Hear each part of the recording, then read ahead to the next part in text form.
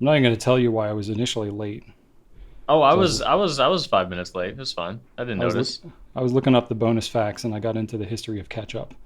So You know, that's also on brand. The history yeah, of ketchup.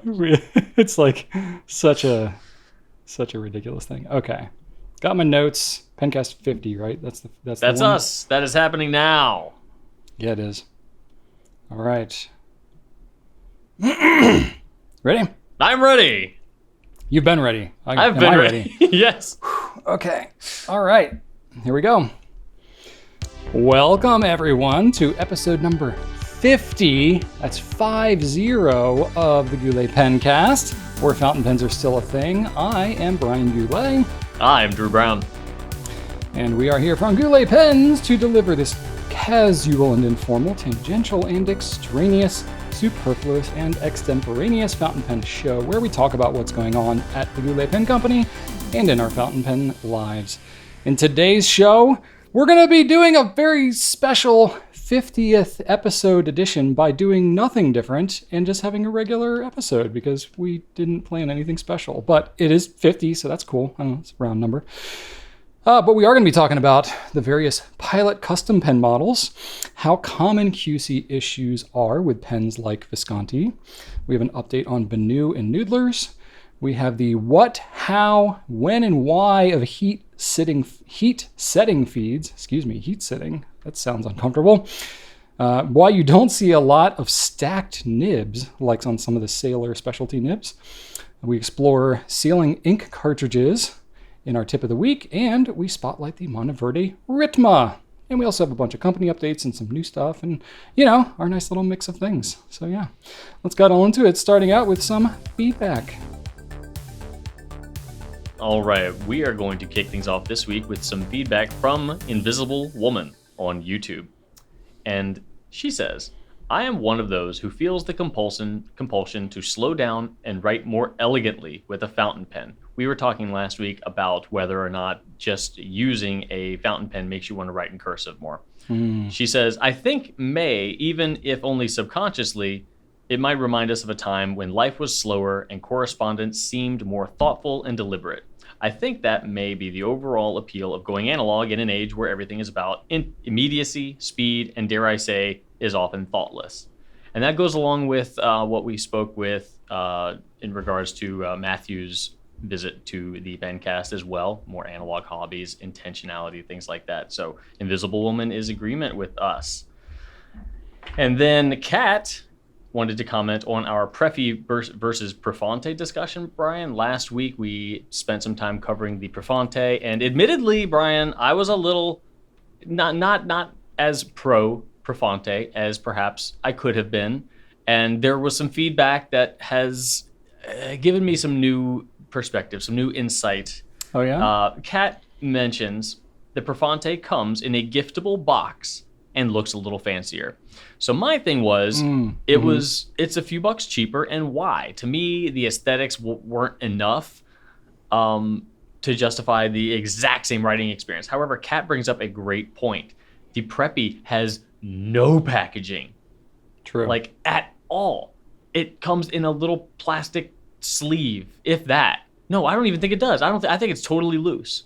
It's totally loose. Yeah. It's totally no packaging because the barcode's at all. right on the pen, yeah. Right. So a big portion of that cost has to be it comes in an actual box. It's certainly a portion of it, yeah. And let's say so it's a few bucks more. I'm sure half of that is probably the packaging. Could be. So yeah, very likely. I should have brought that up. One of us should have brought. You should have brought that up. I'm going to put that on you. You should have. I should have, because I was more pro. You should. This is on your the fault, pen. Brian. Yes. I'll be honest though, like I didn't really think about the packaging. No, neither of us did. I got all the colors of the pens when we first started carrying them, and like most pens, I immediately put the packaging aside and either discarded it or like stored it away somewhere. Probably discarded it, but then I haven't thought about the packaging since. But then, I think that's a great point, because gifting somebody a Preppy, you're gonna need to come up with something, or just do it super casually, like, here you go, dude. But with the Profante, you can actually wrap that. So points, Kat. Thank you. Great point. And Brian, there were a fair amount of people agreeing with you that the Emerald Profante does indeed have a hint of blue in it. I was just like, no, y'all have to get your You gave eyes me checked. so much crap about that. I know. I'm putting it on here because I'm about the truth, man. I'm about reality. I'm putting it on here because the reality was there were people very much in agreement with you. Not one person said I totally agree with Drew. There's not a hint of blue in there at all. Well, I'm sure people agreed. So- They just didn't feel the need to type it, but Perhaps. Thank you for the benefit of the doubt. Blah, blah, blah, blah. But no, Yeah. we're gonna give you credit here. So thank you. yeah. Oh, also, I'm gonna check my telephone here, my cellular device, because Ooh, okay. Brian, what I did after our discussion last week on whether or not folks wrote in cursive or print, you know what I did using the old Goulet Pens account on Instagram? What'd you do? I polled it up. Ooh, okay. Yeah, man, we got a poll going. So we're going to take a look at it. All right, here, I've got the results in me hand. Okay. Do you want to take a guess as to what they were? Just the options were, print versus cursive. Sorry, what's the poll? Who you primarily uses print versus cursive? Which style do you use when using fountain Oh, that's pens? right. Okay. I'm gonna say because last week you said I said it's probably primarily print. right. I'm gonna say 60-40 on the side of print. You're almost exactly correct, but the opposite. Oh. It was 60. Okay, It was okay. 62-38 in favor of cursive. Okay, that's cool.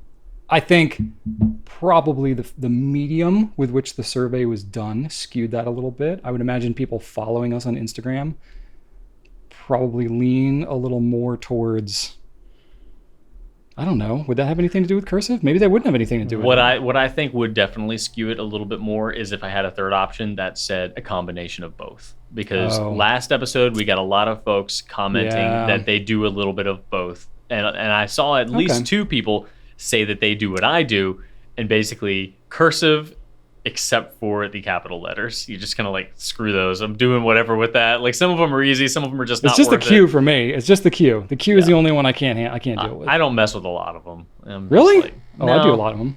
I never do. Some of them are fun. I always do print T's for some reason, but I do cursive F's, capital F's, which is pretty much a T with a cross in the middle of it. That's more work than a T. I know. I like Okay. that. I don't know. It's All right, random, fair but I thought that was interesting. So 60-40 in favor of cursive. Okay, that's cool. I dig that. I'm glad to be wrong in that, I'm curious if because I think that those who are following us are probably like more enthusiasts, like more into the hobby. I feel like not to say you have to write cursive to be into it, but I feel like more people would be inclined to be in cursive if they're like super into fountain pens versus a more casual user who maybe doesn't follow fountain pen companies. But I have no idea. That's a complete guess. Yeah, we don't really talk to those people because pretty much everybody we talk to follows us. Yeah, if you're not into fountain pens, you're like dead to us basically. So we don't really want to hear what you have to say about writing, I guess. We can say that because you're not going to listen to this if you're not into fountain pens. That's true. No, I'm just kidding. So totally kidding, obviously. But that's really interesting. I'm a little surprised that it's predominantly cursive. That's really interesting to me. There we have it. So that's it for me. Very cool. I got some feedback too. This is from Jacob. With regards to Brian's welding practice, may I suggest to fabricate a giant two-tone nib from the scrap metals? So a rectangular steel color metal and regular steel color metal, like a silvery metal, and have to weld with a yellow or bronze colored steel. Is that a thing? Jacob asks. Something like that. After that, displayed at the background of the Pencast studio. That is interesting. We have a giant nib when you walk into our office. That it's a giant stainless steel nib that's like 7 feet tall or 8 feet tall or something. It's pretty massive. Right at the entrance in our building. You can see it in our tour video. I don't have the capability to make something like that, but I don't know. Maybe I'll give it a shot. Right now, I'm trying not to get too ambitious with actually making things. It's more just practice, but that's kind of cool. Most of the scrap metal I have is like angle iron and flat bar stock and stuff like that. It's not like sheet metal, so you can't really make things so easily. I don't know. Very cool. And then we got one from Jane. It says, Brian, I pulled my Montegrappa Shiny Lines, which I mentioned last episode, broad nib pen out this week. And out of all my pens, I think this is one of my favorite. It's a gorgeous pen. That nib with the dove on it is beautiful, and the broad grind is as smooth as any of my Pelikan broad nibs. Yeah, so that's got the number 8 size gold 18 karat broad nib. It's fantastic. That's a nice one. If I could only keep only one pen, my Montegrappa Shiny Lines would be the one. Wow, thanks for having it made. Well, that is really cool. I forget how many we made. I want to say it was in like the 60 to 80 pen range or something like that. It was super special to be able to do that. It was like basically like rare materials that Montegrappa sort of found around their factory, and we had the opportunity to sort of put that together. So we'll never be able to make it again. Yeah, I think they had another one like this, but without the dove nib, and the grip section was not celluloid. Yeah, and I think something about the celluloid might have been different, or maybe it wasn't the last of that celluloid. Maybe they had a little bit left. But yeah, I mean, it's super special. Very cool, Jane. Thank you for sharing that. And then Ken says, hey, Brian, I owned a Pontiac Aztec in steel blue. Ooh. Had it for 13 years. Only issue I had with the car was GM's design of the head gasket. Had to replace it about every 50,000 miles. Yeah, okay. Pontiac Aztec fans coming out of the woodworks, I guess. Rachel and I had an issue where the ignition locked up and would not start the car. And we had our kids with us at work. We were about to drive up to visit Rachel's parents for Thanksgiving. And everyone in the office had left. And our car wouldn't start. We literally couldn't get the key to turn the ignition. And Pontiac had gone out of business as a company. So we had to find any locksmith that we could that could hack his way into that car on Thanksgiving, or the night before Thanksgiving. And we actually ended up sleeping at the office because we literally could not, with our kids, we could not leave the office. We couldn't get a locksmith there, so we had to spend the night, get a locksmith there in the morning. And then the cops got called on you. Yeah, we did have the cops. Well, the cop was like going through the like park or whatever. It's because it was like a business park. They were going through the park and they saw that there was this like family sleeping at the office. And I guess we look kind of sketchy. So they checked on us and we were like, no, we have a locksmith on the way. And they were like, okay.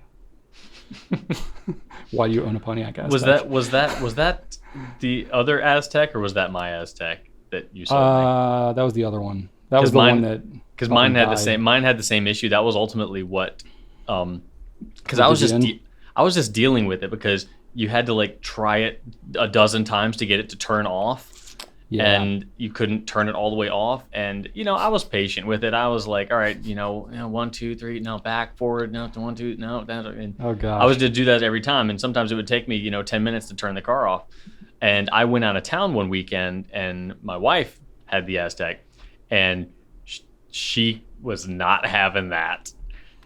After that weekend, she's like, nope, done, no. Never again. Yeah. This needs to die. How are you dealing with this? I'm like, I don't know. It's fine. You just got to figure it out. But luckily, it kind of, the radiator kind of said bye-bye, the next week or two. So it was meant to be. It was time. It lived a good life. It did. I still have the cooler that went in the center console, though. I mean, that alone is worth something on eBay, I'm sure. Ever since Breaking Bad, all the accessories sell for a lot. Okay, and then one other little bit of feedback. This is going back a ways here, but if you remember, I don't recall what episode, but we were talking about light fastness of inks, and we actually had Jamie Grossman of Hudson Valley, the Hudson Valley Sketches, reach out to us, who did some light fastness tests like 9 years ago or something, and we posted it on our blog. She's got it on hers. Reach out to us after that Pencast and says, hey, I'm still kicking, still doing this stuff. Do you want me to do an updated version? And we were like, sweet, that'd be amazing. This was like 6 months ago. So we sent her a bunch of inks that we had since picked up, like all the Diatramentus document inks and various other ones that have either since come out or we had never thought to test. Sent them to her, and she reached back out to me recently and was like, hey, tests are done. I got some info for you. So I'm still working on like compiling it into like a blog post or something like that. But in case you're interested, just wanted to tease that out a little bit, that we have some updated stuff. And I can just give you a very, very brief because it's kind of a lot. She tested a lot of different inks. But basically, she took the inks, swabbed them all. She's got a whole process for this. She's done this with a number of different inks over the years. And put them up in like a south-facing window in her house. I said it was something like 1,800 total hours of direct and indirect light exposure. So pretty decent amount of UV exposure. And, the main thing that it pulled out of it was the Diatramentis document inks held up surprisingly well. So they really, really stood the test. And then I'm not going to list every single ink that we sent out because I want to compile it into a little more referenceable place. But just want to give a heads up in case you were interested. We're gonna have some info on that soon. So that's pretty cool. So big thanks to Jamie for getting those out. We'll as soon as we have something to post and share, we'll share that out. But can at least let you know that that's on the way. So pretty neat. All right, that's what we got for feedback this week. Let's get into some new stuff. All right, so new stuff that we have. We have a new limited edition Platinum 3776 pen called Shape of Heart. And this is kind of neat because if you ever notice Platinum on their nibs, they have a breather hole that is the shape of a heart. And I think there are some vintage pens that I've seen that have done that. Maybe Schaefer did that a while ago. I've definitely seen other pens with that. I've seen it on vintage pens. I don't know if they came up with it or whatever, but Platinum is the only pen that I know today that still does a heart in their breather hole. So they do that not for every pen, obviously, but for all their 3776s they do. And it seems like maybe what they did is they took the heart that they punch out for that breather hole and they put it into the cap of the pen along with some like jewels and stuff. Now it's really tiny, so you're not going to like see it from across the room and be like, whoa, look at that heart on that pen. You have to really kind of get up on it and look for it to see it there. But and still, it also might be totally hidden and obscured. Possibly, yeah. Within all of those little crystals. Yeah, it's going to be in there somewhere, but that's what it's like in a little adventure. It's a shake and find. Yeah, exactly. So that's pretty cool. So that we have that now. If you're a fan of the 3776, very solid pen, great performing pen. So you can check that out. We have those available now. And then we have a new pen from Sailor. This is a bespoke pen called the Wabi Sabi. Oh my gosh, these pens are unreal. They really are. Unreal. So these are the type of Urushi pens where you're like, oh, I can tell there's a lot of layers happening on this thing because it's literally like textured and you feel it. So if you're not into feeling texture on your pens, maybe sit this one out. But you can, when I hold a pen like this in my hand, I'm like, dang, somebody sat there and like hand painted this and did this over and over and over again. I don't know how many layers it is, but usually when Urushi pens are talked about, they say like between like 5 and 40 layers. This is probably more on like the 40 layer spectrum because it's super, super thick and you can literally see like topography on the pen. You know what I mean? It's like peaks and valleys kind of a thing going on. So they look it's kind of like incredible. when you see a painting that 100% is hand done because you can see all of the brush strokes, and it just, even if another painting is hand done, seeing the brush strokes makes it like you can really wrap your head around it. And when you see an Urushi pen, it looks beautiful and you can be told that it takes a lot of effort and time, but when you see the brush strokes, it's like, oh, I've made those brush strokes before. I just have an instant connection. Like I have in even a tiny bit, you have a connection to the process because you can see the result of the process. And Urushi pens and other things that might not show that process are still super impressive, but for the layman, you can't really connect to that process at all. But we've all used a paintbrush at some point, even if it was just watercolor or something like that.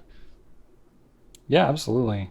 Yeah, it almost looks like like you said, kind of like an oil painting or something. Yeah, you see, like all that texture to it. And honestly, Urushi is oil, so technically it is an oil painting. These pens are oil paintings. Yeah, that's a good point. I never thought about that. Really think about it like that either. Yeah. But anyway, you can check those out. There's 2 different colors. There's a green and a red, but of course there's variations of the color and texture and stuff like that going on. They're just really cool. They look and feel like pieces of art. And they are based on the 1911 King of Pens model, so it's the big one. Gorgeous nibs, medium and broad. They're $2,500 pens, so they are very special and aspirational probably for most of us. But gorgeous pens. We have them, not a ton of them, but we do have some. And it's kind of thing like when they're gone, they're gone. We're not going to see a lot of them, but they're just beautiful pens to go and admire. Got some great photography that our folks took, so it's worth checking out. And that's what I got for you this week, Drew. What do you got? For sure. I've got a very, very long anticipated set of products, Brian, and those are the new Pilot Iroshizuku inks. And we've been waiting. New Iroshizuku? It's been like know. 6-7 years since anything's come out. At least. It is not something that happens very often, but it is happening now. They are available. You can get them, and you can delight in them. And also 3 colors are going away, so you can lament those as well while you're enjoying these. The new colors are being sold at the same price, $22.40, right now anyway, as of June of 2022. And we've got a yellow olive called Hotaru B, a teal called Siu Gyoku, and a kind of a pinky blushy situation called Hana Ikeda. So they're there for you should you want them, and it's just kind of a big deal. The colors might not be everybody's cup of tea, but the teal, personally, I think is a great addition to that line. I think that the yellow olive and the pink, they're solid, they're unique, but I think that teal is going to probably be the top of the 3, which is kind of an easy. It's an easy bet to make. Of course it will be. Gee, what's going to be more popular, teal or a pinky? Right, listen to me being all like, oh, you know what I think. Yellow. All right, and we've also got a new Elmo from Montegrappa. So the Elmo has previously been released by Montegrappa as a pen that has a very, very uniform silhouette to it. The cap and the barrel are not interrupted at all in the profile. This is completely different. This is a completely different model of pen. They're still calling it the Elmo.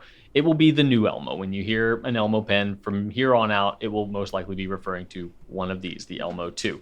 A little bit larger, does have a step from the cap to the barrel, has more trim. The old one had no trim, just a kind of suspended cap. So this one has suspended clip. This one has a different clip. It's got a trim ring on the cap, and a big trim ring. In fact, like this thing is pretty heavy duty. So this one that they're bringing it out in is in the marshmallow resin, which we've seen previously on I believe an Esterbrook pen, and it did really, really well. People love this marshmallow acrylic. So if you missed out on that, which I know a lot of people did because we heard about it, this one might be something you want to take a peek at because for whatever reason, it's crazy enough to be super popular and super desirable. So check that out. We obviously have it on our website for you to look at. And then rounding things out is the Monteverde Super Mega carbon fiber pen, Brian. Super mega. So we have at one point sold a Monteverde Mega, and it was in celebration of the 50th anniversary of the Apollo moon landing, and it had an interior painting on the barrel. So it had been hand painted on the inside with an astronaut with the American flag landing on the moon. And that was the only time we've ever carried the Mega. The Mega as a pen isn't super popular, but as a canvas for hand painting, yeah, it was kind of perfect. So this one is different. It's not a Mega. It's got more or less the same profile as the Mega, but a much, much improved clip. The old Mega clip was like the size of my thumbnail, not a super functional clip. This one's definitely much more in the functional category, but it's pretty much just an explosion of carbon fiber. If you're into carbon fiber, this, as far as we're being told by Monteverde, is the largest carbon fiber fountain pen ever created. So if you are just a big fan of carbon fiber, you're probably going to be a big fan of the super mega carbon fiber Monteverde pen. So it's there for you if you want it at $148. The only one that might rival that, Drew, do you remember the Stipula Da Vinci? That thing you're right. Yeah, that thing was like a baseball bat. With the extendable yeah, it was a nib. retractable nib. Yeah. That's the only one that might rival it, but I would have to hold them side by side and see. But that was like, it I definitely don't make that anymore. That one definitely rivaled it, but you know what? That one didn't have a full cap. So I think that the Super Mega probably wins because while it had a really hefty grip section, I think that the Mega is probably going to win just because it's got the cap. Well, I think the diameter of the Mega 2 is also very large. It's a hefty boy. Yeah, it's a bulbous pen. It's very long. It's very wide. It's just super mega. I mean, is a pretty good way to describe it. That's it. I mean, you're gonna know right away if this is a pen for you. We'll say that. There you go. So you can check all those out. We got them. Check out the coming soon section or the new arrivals that we have on gouletpens.com. We got a lot of that stuff there. All right, now moving on to some factual portions of the Pencast, the Q&A. All right, Brian. Let's see. Drew. No, not that one. This one. What you got? Okay. What you got going on there? Ooh, we're gonna talk about things we don't have. Oh yes, I love doing that. Ha! This definitely one know the most about things we don't have. Yeah, great. From Tyler Pomegranate on Instagram. Tyler asks, will more Pilot custom models, such as the 742, 743, etc., be sold at Goulet ever? Ever. Brian, I have a custom 742 right here. You now? This is what I've been writing with in the Pencast last couple Pencast-a-thons. This has just been kind of like my note-taking pen. Okay. What is your impression of the 742? I mean, it's just a slightly bigger custom 74. It's nice, but this one has a PO nib on it. Ooh, that is a unique nib. So it's kind of like just slightly hooked downward. Okay. Yeah, but it's nice. I've got Robert Oster Thunderstorm in here. Okay. Yeah. So I mean, we carry the entire Pilot fine writing line of pens available in the U.S. That's true. We pretty much say yes to everything they bring in. We do. Well, the Firmo may be a gray area because we don't carry the Firmo. I think it might be discontinued, but I don't know if it's discontinued yet or what, or if it's. And we don't, and they've got some like pen cases we don't carry. But as far as pens go, we pretty much say yes to carry the full line. Pilot. There's like a couple of colors of certain pens that we don't carry. Like we don't carry the brown metal Falcon, which may have been discontinued too. I can't remember. Probably because we didn't carry it. You killed it, Brian. No, we did carry it, but it didn't sell. That's why. It would have. Well, if you believed in it. If you believed in it. Oh, we got some old videos. You can see. We definitely talked about it. No, it's like Tinkerbell. You didn't clap hard enough.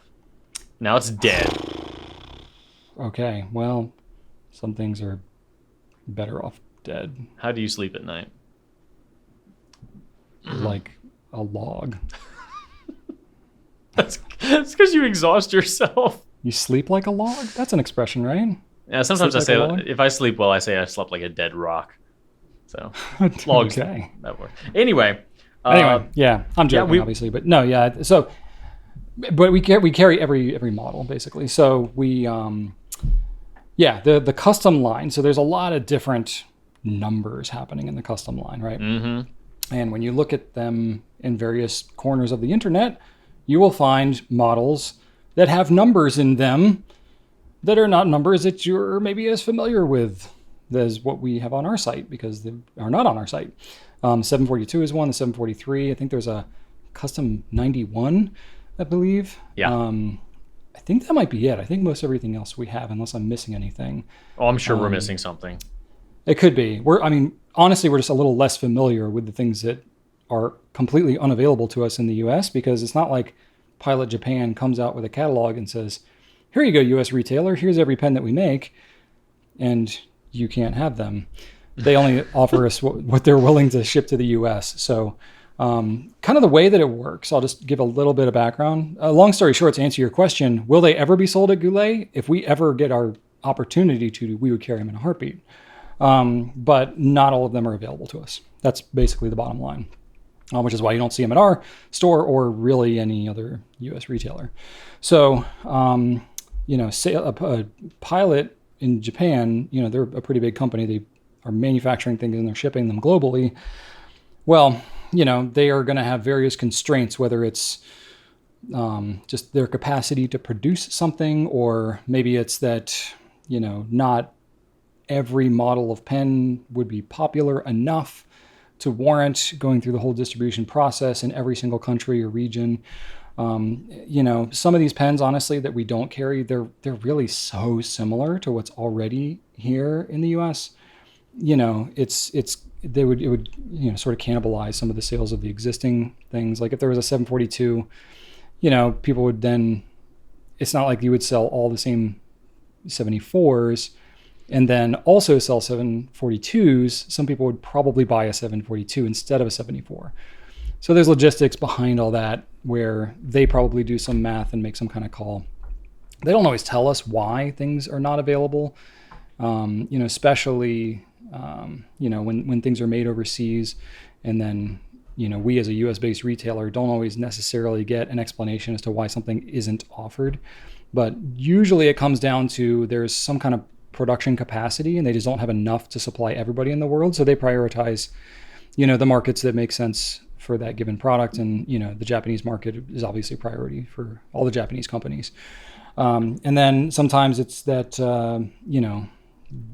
it's just a given country may not have demand for a certain thing. Or it may be that, like here in the US, they do the custom 74 because it's a lot of translucent colors, which, do a little better in the US than maybe in other parts of the world. Whereas, a plain solid color with only available in gold trim may not be as popular in the US. So they would prioritize that, maybe in the Japanese local market and not bother distributing it to the US.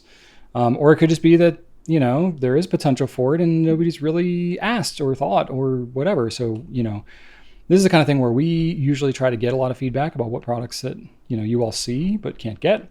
We then ask, our distributor. So Pilot, they distribute everything globally, but they go through really a couple major distributors. A Pilot USA distributes to North America. There's a Pilot in Europe that distributes to all the European countries.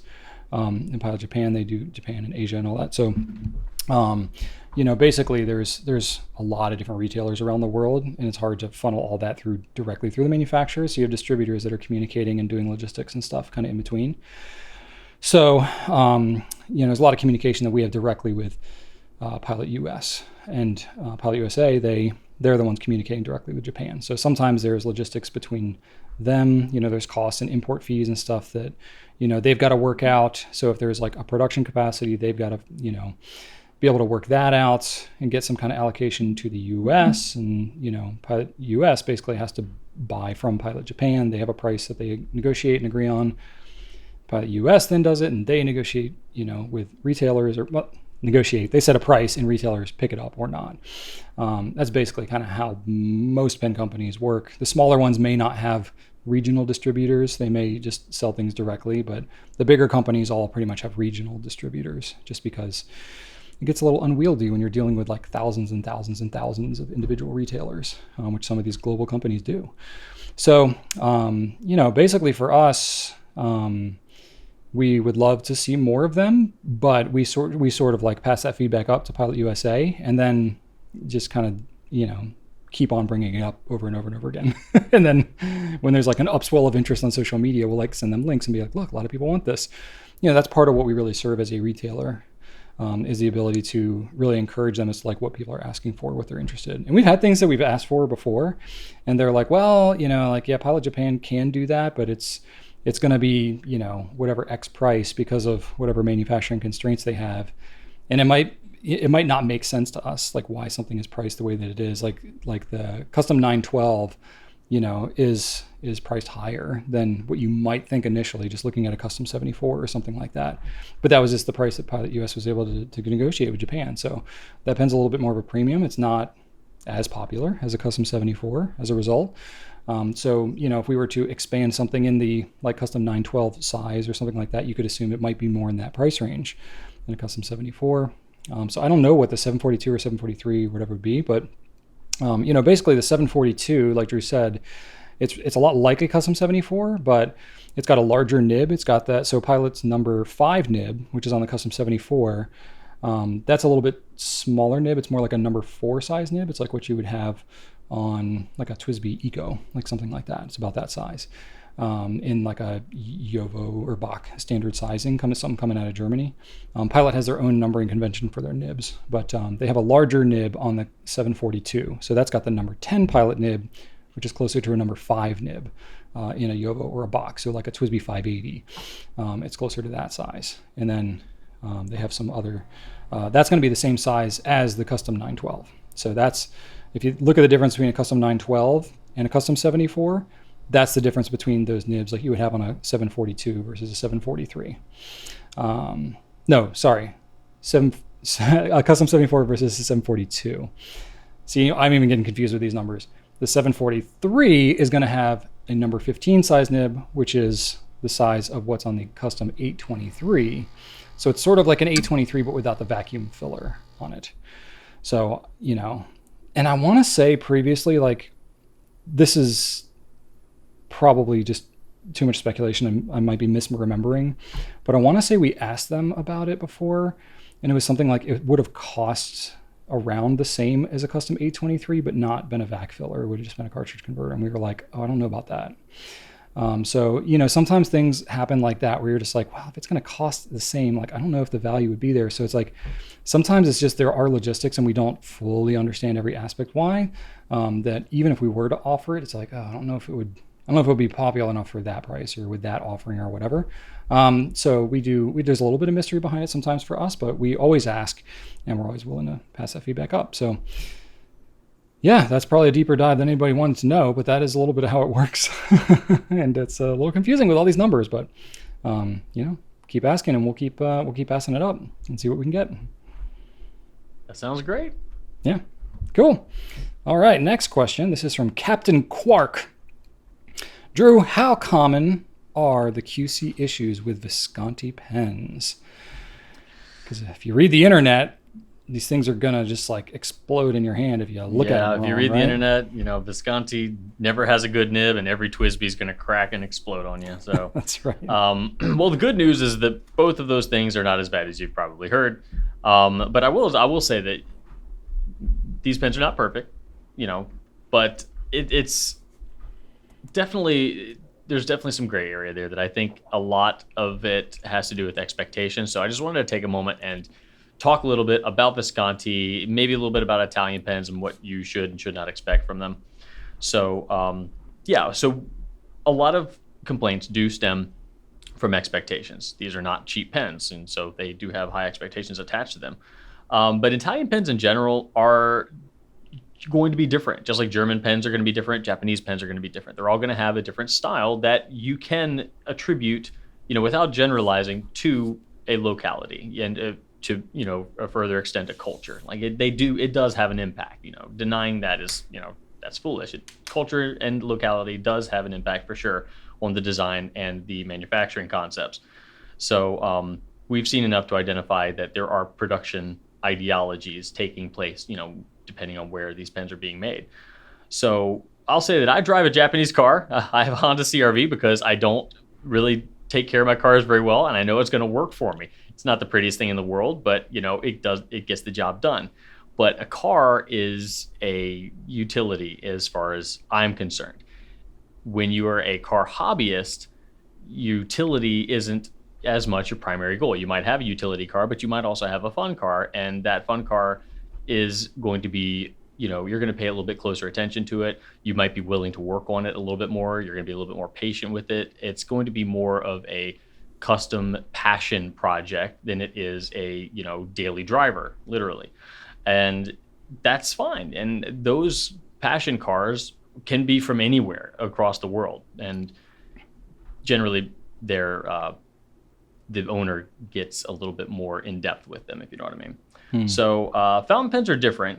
Those are all a passion. Every fountain pen is not you could use a fountain pen as a daily driver for sure, but you don't need it. Like, you need a car. You don't need a fountain pen. Sorry, I know I work for a fountain pen retailer, but you don't need a fountain pen. Don't let that get out, man. Don't let that get out. But you don't have to have one. So fountain pens are a passion, and Italian fountain pens, when they manufacture these pens, that's what they're thinking. This is a passion. This is a love. This is a romance, and that all is injected into not only the end product, but all of the manufacturing ideologies. So with Visconti, you're not just paying for the nib and the tipping. They put so much more into everything else. The concept, the inspiration behind all of the manufacturing materials, and this tradition, the like, you're buying the whole thing. And honestly, it's also more expensive to produce things in Italy, so there's that too, but we won't get into all that. That's a whole other issue. But when you are buying an Italian pen, you're buying that passion, you're buying the inspiration behind the art, and you're buying the flair. Like, that's something, the word flair comes to mind a lot when I was actually speaking with a pen friend of mine named David, who's a big Italian pen fan, about this, Brian. And he mentioned this. He mentioned, like, when you get a good Italian pen, when it's flawless, it is just an experience like no other. And it does have that passion, that flair. And as he was mentioning those words, I thought of the word romance, not in the lovey-dovey sense, but I was like, what is that definition? What am I searching for? And I actually looked it up, and it is defined. That second definition that we don't always hear about is a quality or feeling of mystery, excitement, and remoteness from everyday life.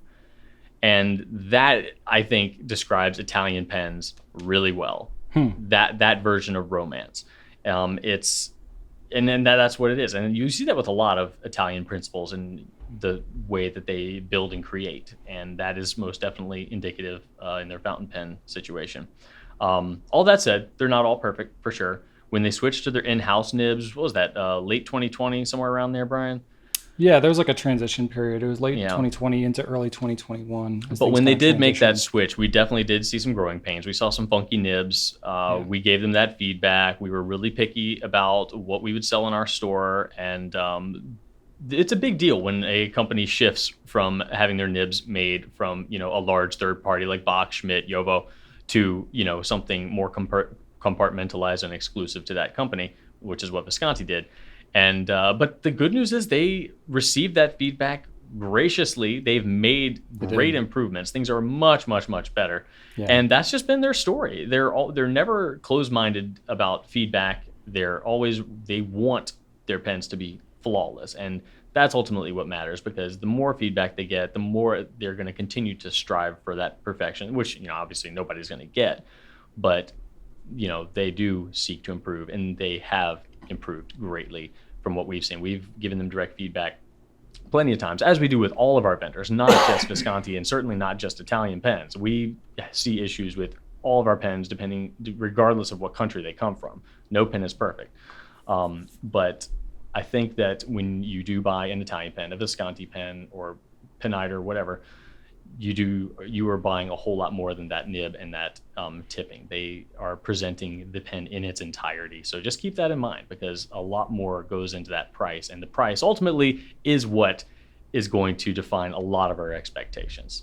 So if you do have an issue, we're going to take care of you. We're going to make sure that you don't get a pen from us that you are in any way unhappy with. It's not in our best interest. It's not in your best interest. We want you to write with the fountain pen that you love, so that you'll keep on writing with fountain pens, right? So we are 100% going to take care of you. So don't fear buying a Visconti or anything else, regardless of what you've heard. Try it and see if you like it. And if you don't, let us know, and we'll make it right. So it's, it's not completely impervious to a little bit of turbulence if something isn't perfect, but the end result, we will make sure, is as perfect as it possibly can be. Yeah, and I think about, it falls into this place for me, sort of like really inexpensive flex pens or flex nibs. It doesn't have to be a really expensive pen to have high expectations or something, but it's when there's a difference of an expectation, and for whatever reason it's not met, then not only do you have some of that disappointment, but then people are very quick to kind of jump on and comment about it as well. And then once something gets a reputation around that, it gets brought up and brought up and brought up and brought up, especially when you have something that's really expensive like this. It's not just Visconti, but other brands too. If there's something that it kind of gets a stakehold in the community, there's not probably that many people that actually even own these pens, or especially that have even had that negative experience with the pen. But there's a lot of people that are quick to comment about it and be like, oh, somebody's like, oh, I'm really looking at buying this Visconti, whatever. There's a lot of people that are quick to jump on and be like, oh, make sure you get one with a good nib. And it's like, they don't even have any experience with that. But, that's a lot of the feedback that then gets on there. So we get a lot of questions from people, like over-indexed. And we've had this happen. Do you remember we had to do a video specifically on the Lamy 2000 because we had so many people asking us that we're actually ordering Lamy 2000s, being like, can you please check mine and make sure I have a good one? And we were like, yeah, make sure mine doesn't have a sweet spot.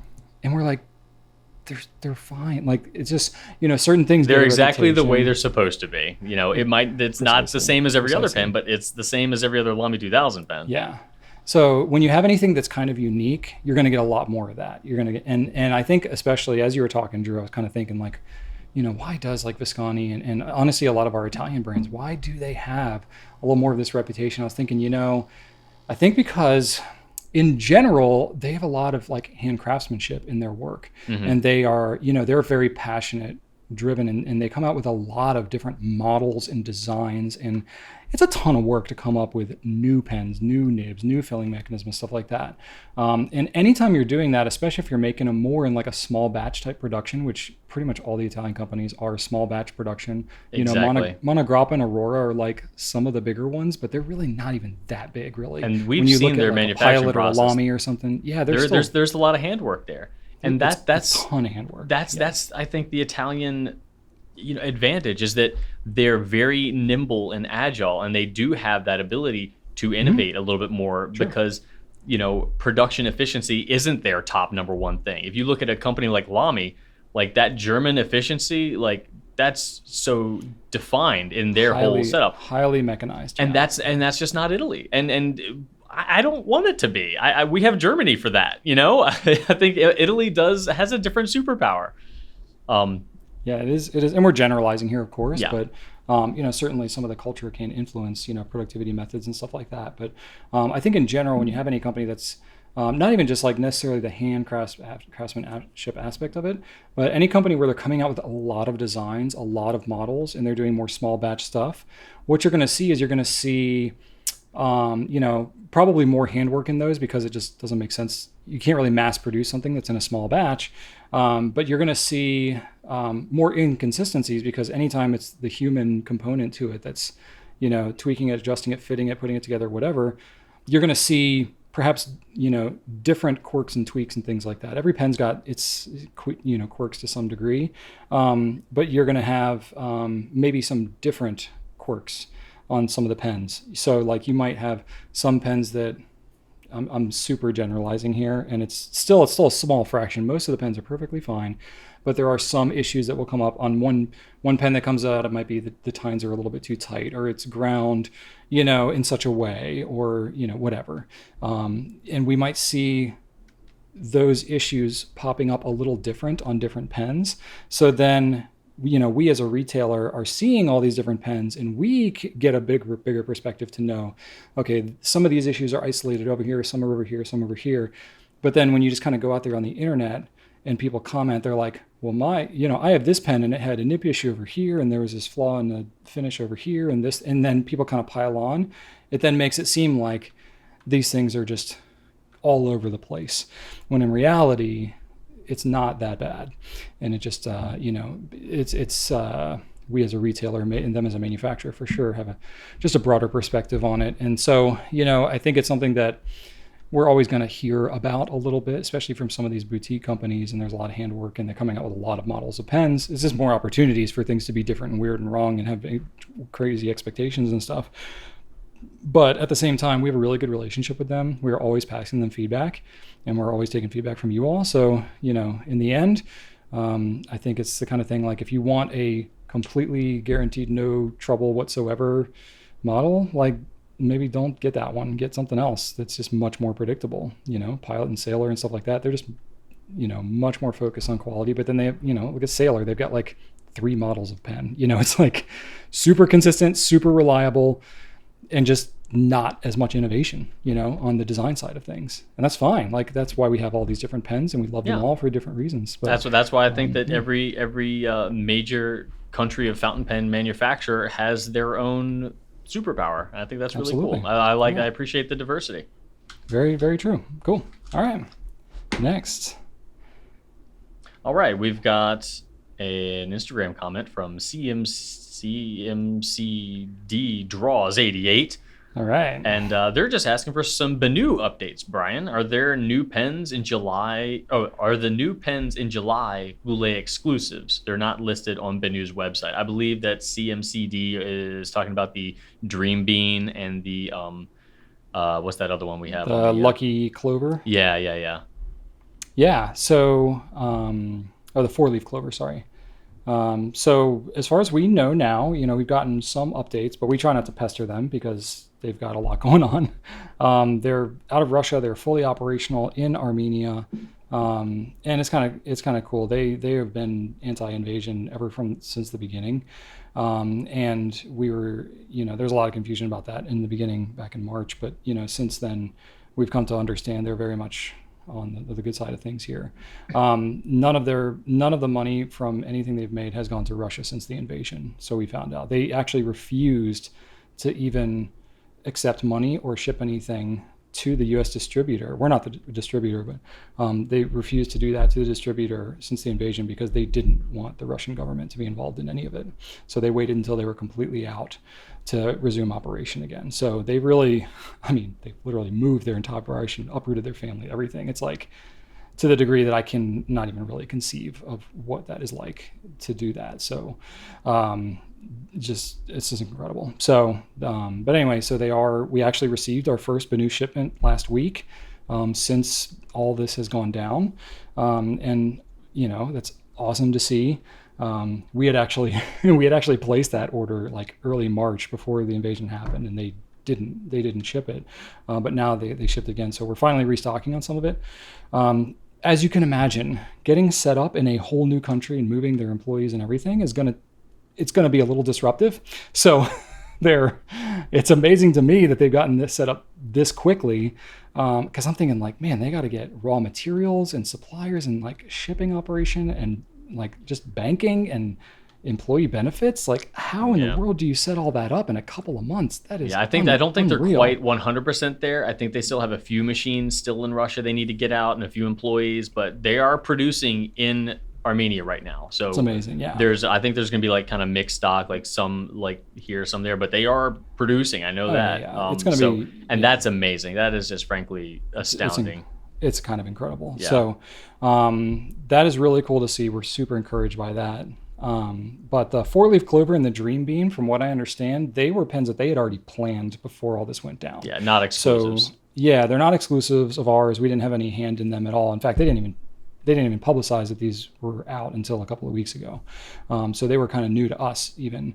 And it was kind of like, we knew that they were getting settled in and all that, we'd gotten clarity on their whole situation. So we were like, obviously 4-leaf clover was probably a pen that was planned to launch closer to St. Patrick's Day timeframe, or at least spring in general, not like early summer. But so you can imagine, it's the kind of thing that like, well, that's what they have. So it was already in process or whatever. And so they're launching it and we're like, okay, fine, whatever. I don't even know if people will buy it, but we're going to carry it. We just want to support them. We want to make it available to you all. It's still a cool green pen, it's fine. So yeah, we're going to offer those whenever we get them in, but it's not an exclusive of ours. We have talked to them about doing some exclusives, especially because we want to help them get set back up and there's only so much we can do across the world. But it's like, hey, to get you all set up, can we, look at doing an exclusive together or something just to help get things rolling? Obviously, being sensitive to the fact that it's going to be a lot of delays and stuff on their part. So we got some stuff, in talks and in the works and stuff like that too. Nothing that's like public or that we're ready to, talk about yet, especially because we're totally just being flexible on their end in terms of time frame. But it's certainly something that we want to continue working with them and supporting them. So, look for, we'll update on the Pencast and other places on our site too, once we have more to update there. But, I would imagine it's going to take them probably another 3-4 months at least until they're like a little more regularly operational. But the fact that they do have products coming, across the world now is pretty encouraging to see. And I would hope that we'll start to see more regular shipments as they're getting set up. So, That's as far as being listed on their website, I don't really know about that. I'm sure it's just that they've got a lot going on and they probably haven't listed those pens on their site. But I mean, they had pictures for us and everything, so it's I don't know. I don't know what the deal is with that, but it's not anything special to us. Other retailers are going to have it too. All right, Drew, you ready for another question? Ooh, yeah, it's a good one. You got an issue there? I'm sad, Brian, because these lights back here aren't working. Did they die? Yeah. Yeah, they're battery powered, so they probably need. I've got one on. You got one left? Oh, yeah, no. That's very sad. I knew they would die at some point. I'm surprised they lasted this long, honestly. Yeah. Yeah. Oh well, no ambiance. I'm just. That's all right. Might as well be in sunroom with some random Jake Weidman print behind me. Jeez. You could just have a plain green background. Did that for a while. Oh man. Cool. All right. All right. Well, we've got another one. You ready for yeah. Throw something at me. This is a good one. This is a potential deep dive here. This is from Lorbs 94K. Heat setting nibs, : what, why, when, how? So, Drew, enlighten us. Well, we haven't talked about heat setting nibs in quite some time, Brian. That's because you don't heat set nibs. What feeds, whatever. Come on, you know what I mean. Anyway, right? Yeah, they said heat setting nibs, but it's used interchangeably. You're heat setting the feed to the nib. So, Brian, do you remember our first major video collaboration was a heat setting video? I remember that. What a monumental day. I was in really, really good shape when we shot that video. I don't ever want to take it down because I'll probably never look that good ever again. But anyway, I didn't know how to fix my hair. That's all I remember. Big old fuzzy thing going on. Anyway, heat setting feeds. All right, Lorbs. So what is heat setting? Heat setting is essentially using heat, generally hot water, to make the feed more malleable so that you can reshape it, or just not reshape it. It's still going to be in the shape of a feed, but it can, move up and down, left to right a little bit more to just kind of better fit either your grip section or your nib. Exactly. So generally it is used with ebonite feeds because ebonite is porous. It is a hard rubber that has a bit of a memory so that it can be bent into one shape and then it can return to its original shape when heated up. So it can be done with plastic. Plastic usually takes a little bit longer to reach that malleability, and plastic is certainly more melty than ebonite is. Ebonite will melt for sure, but it's more of a bubbly, catch on fire melt than like a squishy plastic melt. Either way, they can both be screwed up seriously. So there are two methods of heat setting that we like to use and recommend, and both of them involve the same initial practice. So you generally want to start off with a cup of hot water, usually right off the boil. So basically you boil some water, wait about 20 to 30 seconds. So it's not boiling, but right below boiling. And then you submerge the nib in the feed, right up to the grip section. Not really a good idea to submerge past that grip section because the nib and feed can generally take next to boiling water. The grip section, who knows what that's made out of? I don't want to recommend that because you might have a grip section that absolutely does not appreciate next to boiling water. So just bring it right up to that grip section. Once that's done, I like to say keep that in there for a minute to 2 minutes. It can be done less than that, like 30 to 45 seconds, maybe even a minute. If it's ebonite generally heats up faster than plastic does, but nothing bad is going to happen by leaving it there longer. So just to, you go ahead for 2 minutes, regardless of whether you've got ebonite or plastic. The simplest form of heat setting is after you have it in there, it might just be better just by doing that. If your nib is pressing too far against your feed. Because if that's your problem, then if you've got your nib kind of pressing really, really hard against your feed, then heating up your feed is going to basically just make the feed lose the fight. You're going to make it give up because it's going to lose its rigidity, and the nib is going to be able to just kind of push it to where it wants to go. And then it's going to dry and it's going to stay there. So your nib is going to win that fight because you don't want them to be fighting. You want them to be sandwiched together like a nice, happy sandwich of unity. And if they're fighting and they're just really going at it, then no ink is going to go between them. So by heating up the feed and making it more malleable, you're just saying, give up feed. The nib's going to win this. And the nib's just like, okay, go here, please. Thank you. We're done. That's the easiest way. And honestly, if you think you have an issue with your nib and feed, try that first to see if it works. If that doesn't work, it might be because you've got too much space. And if you've got too much space between your nib and your feed, then you actually need to move your feed a little bit closer to the nib. So that's the other half of it. So if that first tip doesn't work, the second thing you do is do it again. And then this time, after you pull it back out after 2 minutes, take your thumb and just press the feed up against the nib for a little while. Not so much that you see the tines on the nib like really start going open, but maybe just like push until you see a little bit of flex, and then maybe bring it back so that it's just not doing it, So you want it touching-ish, but ink needs to go there. So you can try that a couple more times. And again, you can, if it's too much, if you push it too hard and it's now too tight against the nib, then that's fine because you can just go and do that first method that I mentioned. You just heat it up again, and the nib's going to push it back to where it wants to go. So yeah, that's what I was going to say. If you're heat setting it for the first time, if it's too far away from the nib, I personally would be less afraid of kind of overcorrecting it because again, you can always heat it up again. And as long as you're not going too hot and melting it or burning it or whatever, you can heat it up again and again and again. Especially ebonite. I mean, plastic, you can do it too. But as long as you're not going so hot, you don't want to get it to like the melting point. If you get to the melting point, then you're kind of done no matter what. Yeah. And that's why water is way safer. In the early days of ebonite heat setting, I've seen people recommend oil lamps and open flame. And that can be done, but the risk just far outweighs the reward, in my opinion. I think that probably a lot of the reason you saw people using open flames and like lighters and stuff like that is because if you had people that were adjusting them at something like a pen show, it was probably easier just to like whip out a lighter and try it that way than it was to try to find a constant source of hot water. But I don't know, I've looked at like Mike Masayama and other nibmeisters at pen shows.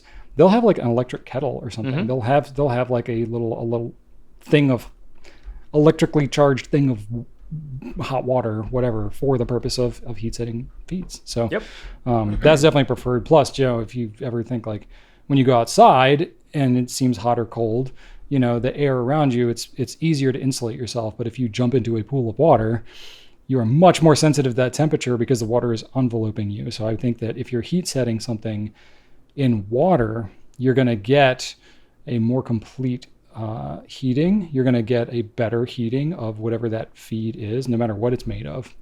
I think when you immerse it in water, you don't have to go as hot. You don't have to use like a flame or something. It's going to be a more consistent heat across that whole item than it would be if you were trying to do it with like a flame or hot air or something like that. So I'm personally, I only use the water heated method whenever I'm heat setting. I don't recommend anything other than that. It's just not worth it, really. It's not worth the risk. Yeah. But it definitely is a big help, and I've found it to be really helpful with plastic feeds as well. I didn't used to want to do it with plastic feeds, but in the last couple of years, I've been doing that more and more, and it definitely doesn't hurt. It either makes it better or I don't see any change. So the risk is pretty low when you're using hot water. So I would definitely suggest giving it a try. Brian, maybe we should do another video on that soon. I'm open to that. Because we only talked about the pressing method. We didn't really cover this just kind of leave it alone method. And we only talked about ebonite. We didn't really cover plastic either. So yeah, I'm open to that. Let us know what you think in the comments. If we could be due for an updated, I mean, we did that like 7-8 years ago. It was a while ago. If it would be good to do an updated one. We definitely need to show off some of the weight gain and hair loss, right? I mean, that's what everybody wants to see. Yeah. We need to like deep fake ourselves to our younger versions of us. Oh my gosh. Yeah, that's it for me though. The one thing I had to add to that. So when I saw the question of the what, why, when, and how, made me think of, did Archer ever watch Busy Town Mysteries? It was like you remember Richard Scarry? Yeah. That was like when we were kids though. I didn't think kids still watch that. I don't remember when the TV show happened. I never discovered it as a kid, but when my kids were younger, we discovered it on Netflix or something. And they have an opening theme song to Busy Town Mysteries, which, I won't sing it, but it's it says like who, what, why, how. Who, what, when, where, why, how. Nice. So like Rachel and I will just like bust that out all the time whenever we're just like, what is going on? And we're just like, who, what, why, how. So anyway, very random, but that's what it made me think of with all of Lorb's questions. All right, Drew, we got one more for you. Yes, we do. And aptly from Sailor Pen Lover on Instagram. All right. Sailor Pen Lover is asking about Twisby. No, not really. Sailor Pen Lover asks, why don't pen manufacturers besides Sailor make layered/stacked nibs? Oh. First of all, Brian, what the heck is a stacked nib if I have no idea what Sailor Pen Lover is talking about? Yeah, I mean, Sailor has a bunch of different ones. They're very, customized nibs. Basically, you take, parts of multiple nibs and you literally do what it sounds like you're stacking them on top of each other. So think about like, I don't know, like a zoom nib, right? So you can get, a thinner stroke when it's really high and a fatter stroke when it's writing low angle. Well, you can get a much more dramatic effect of that when you stack nibs together, because you can essentially extend the tipping to completely disproportionate levels of what you would have with a regular fountain pen nib. And it was really Sailor that innovated that quite a bit. I'm terrible with names. But in particular, there was one Sailor Nibmeister who, do you remember his name, Drew? Nagahara? Yes, Mr. Nagahara. So he innovated with Sailor 50 years ago or something like that. He's since passed, but he came up with basically all of Sailor's really unique, like the King Eagle nib, and that's the one that I know is like the most iconic. I think that has like 3 nibs stacked on each other or something crazy. But it's really him that came up with a lot of that. And so it's he worked for Sailor, and so produced them all for Sailor. So when you talk about like, why doesn't people make it besides Sailor? It was really Mr. Nagahara. And I think his son, Senior. Yeah. Nagahara Senior. I think his son is doing it now to a degree. I don't know if anybody else even does it. I mean, you're literally talking like maybe a handful of people in the world that do. There's no. I don't believe there's any. Nakaya might, but I think that generally speaking, no large fountain pen manufacturer does it for sure, and even Sailor doesn't do it at scale. These are just they're so complicated. They're so difficult to do. You might see some independent, very very talented makers do them at very small scales for a high premium, because it's very intensive to do it right and to make it look good too. Well, yeah, and it's like you can think the complexities of getting one fountain pen nib to work right. Well, when you start stacking them, you are exponentially getting more complicated with every stacking that you do. And from what I understand, like the time and the talent that it takes and the waste that you have in screwing it up is pretty extreme. So I remember Ralph Reyes was doing it for a while. I haven't talked to Ralph in a while, but he got really inspired by Mr. Nagahara, and he did a lot of stacked nibs. I remember talking to him, I think it was at the San Francisco show in 2018, maybe. I might be remembering the year wrong, but I spent a lot of time talking to him. He said there was one I have one of Ralph's stacked nibs. I think he said he wasted 60 nibs trying to make the stacked nib that I ended up buying, and it was like $350 or something crazy for that nib. Yeah. But I knew how much work went into that and just how much time and everything. So it's like, yeah, the reason it's not produced is because it's totally impractical to do at any kind of a scale. It's a very, very much of a specialty kind of item that I don't think we'll ever see done at scale. But it's pretty dang cool. It's very cool. I have one that Pen Sloth on Instagram gifted me, and I've seen CY over at Tokyo Station Pens makes some too. His look really nice as well. Oh, cool. Okay. So, I mean, I think, yeah, that's cool that now, things are decentralized a little bit and people can take inspiration from others that they meet at pen shows or see, in images online. But I think there's still the same learning curve for everybody who's trying to do it, especially given that there's no like training protocol, so to speak, for doing this kind of stuff. You basically just have to figure it out. But it's kind of crazy.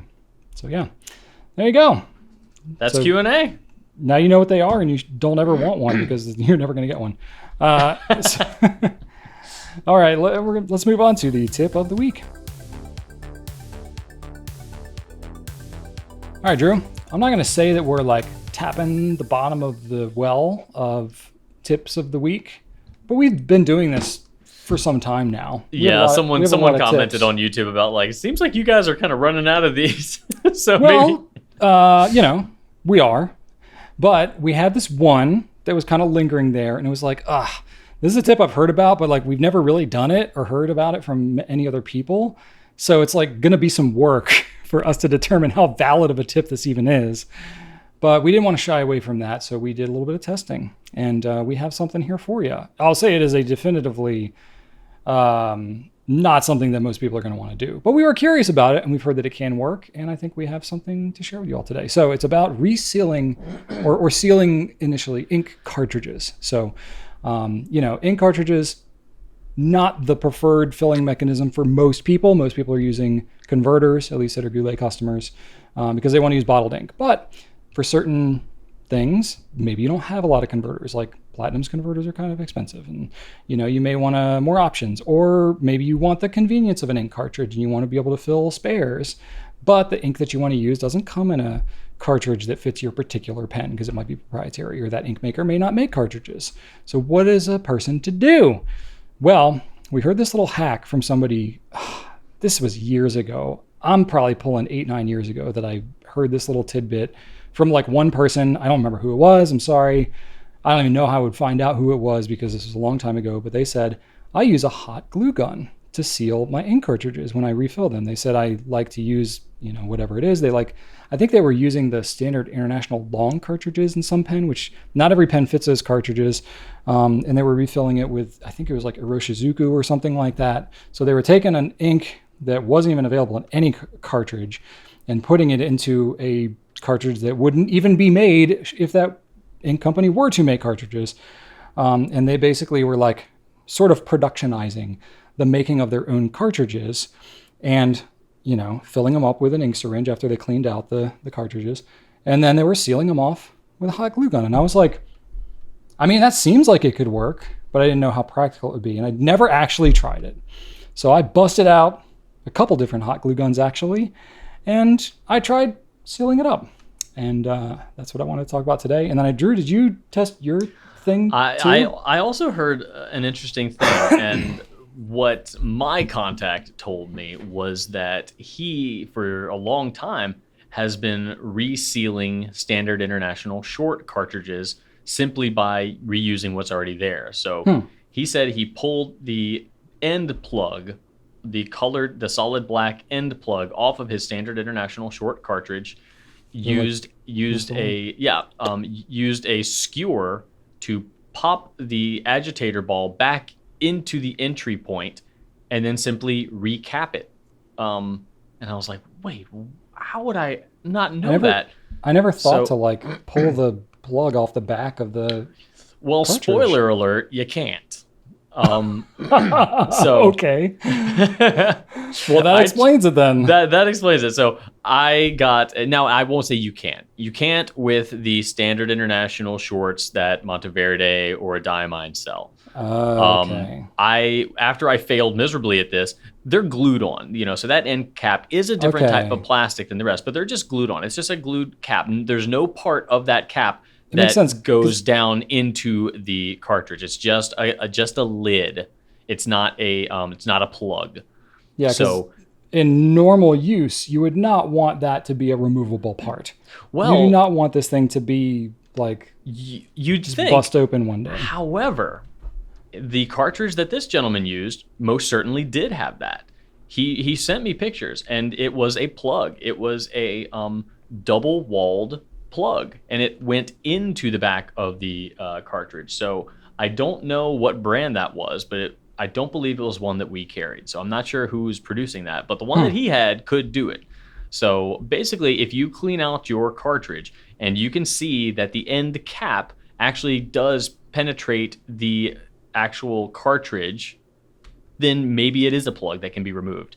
And I also took the opportunity, Brian, to rinse out a TWSBI cartridge, and that appears to have a plug.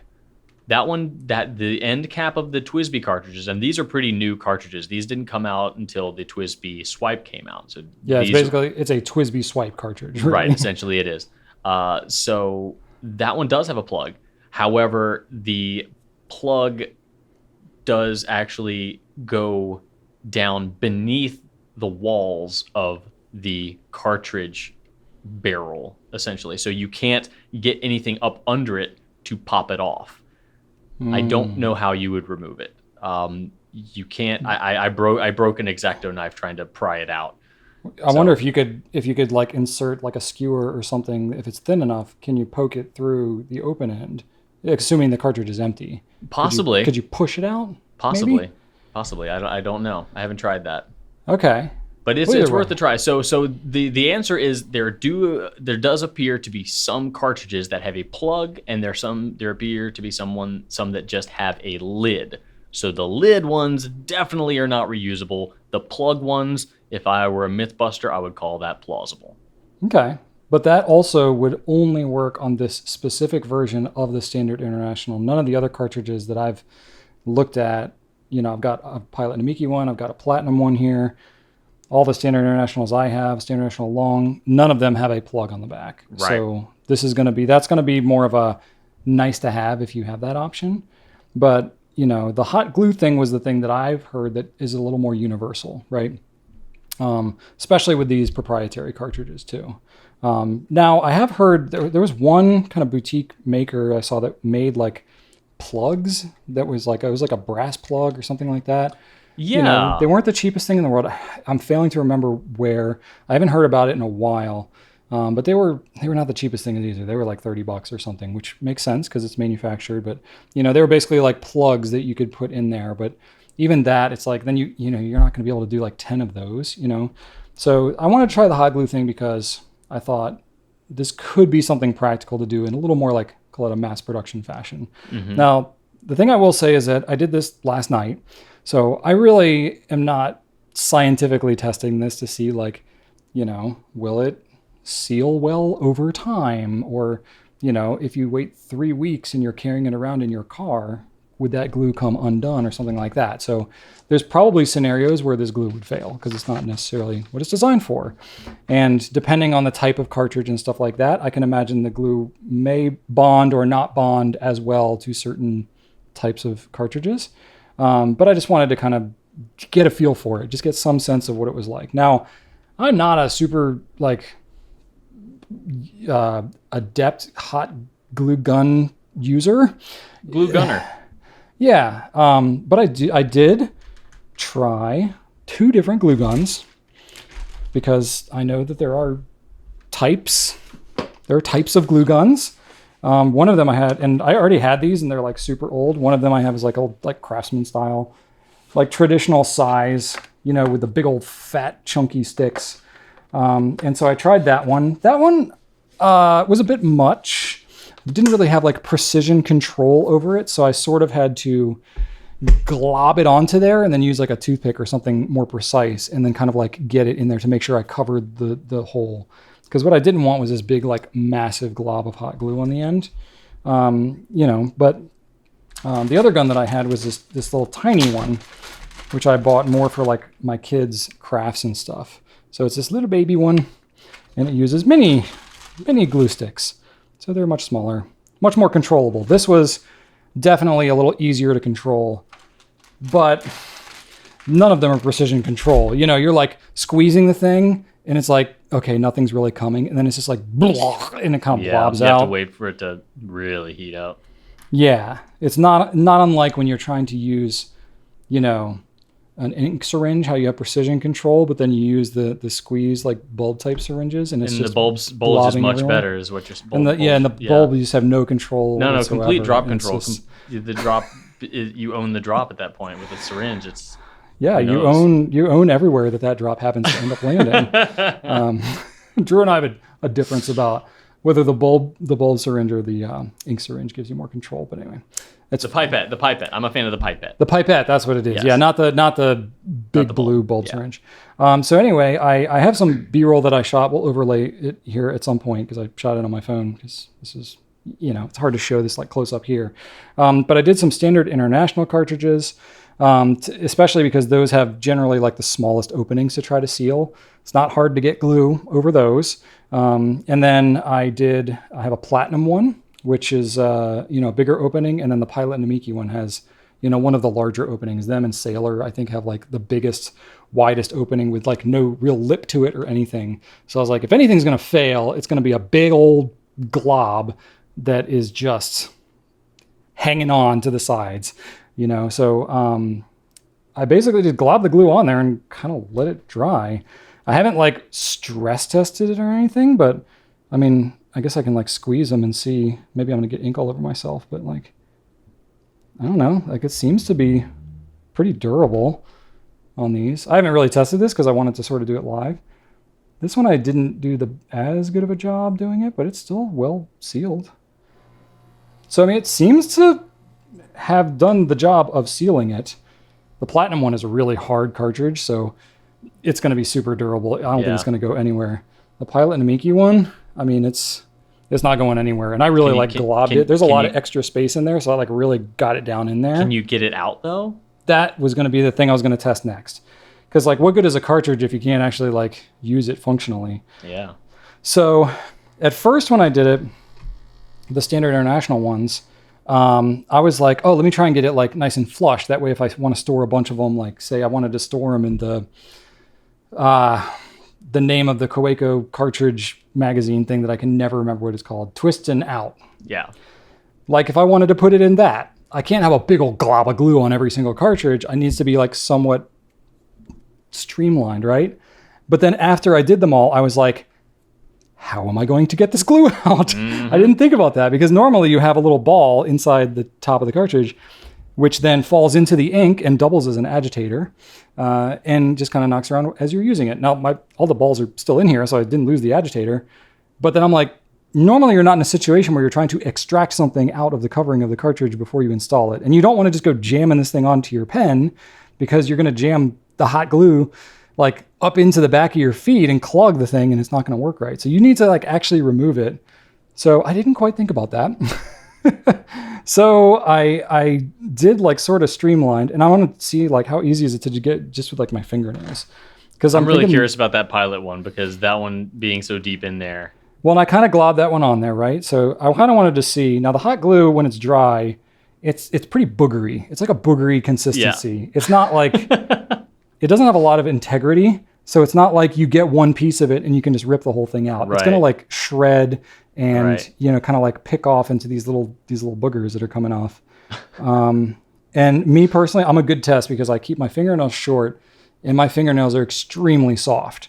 So I do not have a lot of like clawing power. Rachel, she's got like talons. I mean, she can open a soda can with just her fingernail. Oh God. And I'm like, how do you do that? Yeah. Like my fingernails break so easily. They're super flimsy.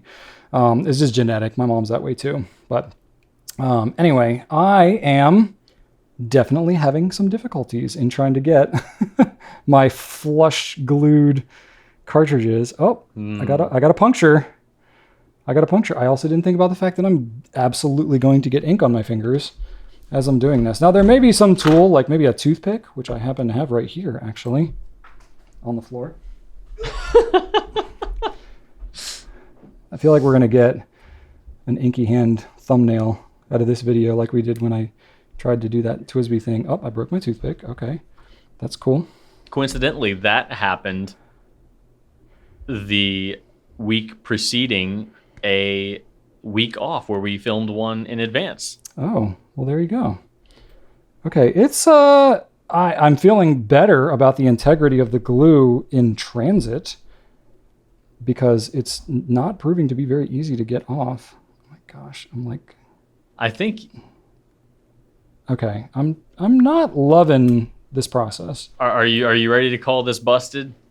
Well, this was like the flush mounted one on the super small. Okay, cartridge. well let's move on to a different one. We've got. We're well exceeding people's time. We have timestamps, so you can skip all this. I'm gonna try the one that I did like a more bulbous globule onto the top of this standard international cartridge. The problem is, even if I make it bulbous, it just shreds off. Yeah. As I'm doing it. Now, these glue sticks are probably as old as I am, so I don't know if newer glue sticks, but I think hot glue is generally pretty soft anyway when it dries. It is. I've used a lot kind of recently with my kids' Halloween costume and stuff. Okay, I could see if I had like a small screwdriver like you would use for eyeglasses, maybe even a paper clip or something firmer. My toothpick is like breaking apart as I'm trying to get in there, and there's still all this like shredded kind of schmutz in there that I wouldn't feel great about shoving this on a pen. If any of that goes into the pen, it could cause clogging. The agitator balls don't really have that issue because they're so very lightweight. They don't plummet to the bottom. They kind of float around. Yeah, and they're not going to come back through because they don't. You pressed it through. Like it's not naturally going to come through. It's always going to stay in the cartridge. Right. But if you're shredding these tiny little pieces of glue and it drops down into the ink, that's eventually going to work its way and could clog up your feed. So that's not great. So not loving that for the small ones. Well, I'll try the platinum, which I did a bulbous globule on this one as well. Let me see if I can. I'm realizing just how soft my fingernails are. It's like my fingernails are not even able to hold up to the hot glue. I mean, it's like, well, hang on. I got a little bit more of a complete. Okay. So that one created a little bit more of a plug. Okay, there you go. So I'm actually like seeing a plug, it all removed out of the platinum one. So on the smaller standard international ones, maybe there's like a method to it that I could do more, because I had kind of pushed it down in there because my concern was that it would pop off. So I like tried to get the ink or get the glue kind of like down in it so that it would have maximum seal, and it seems like I may have done that too well.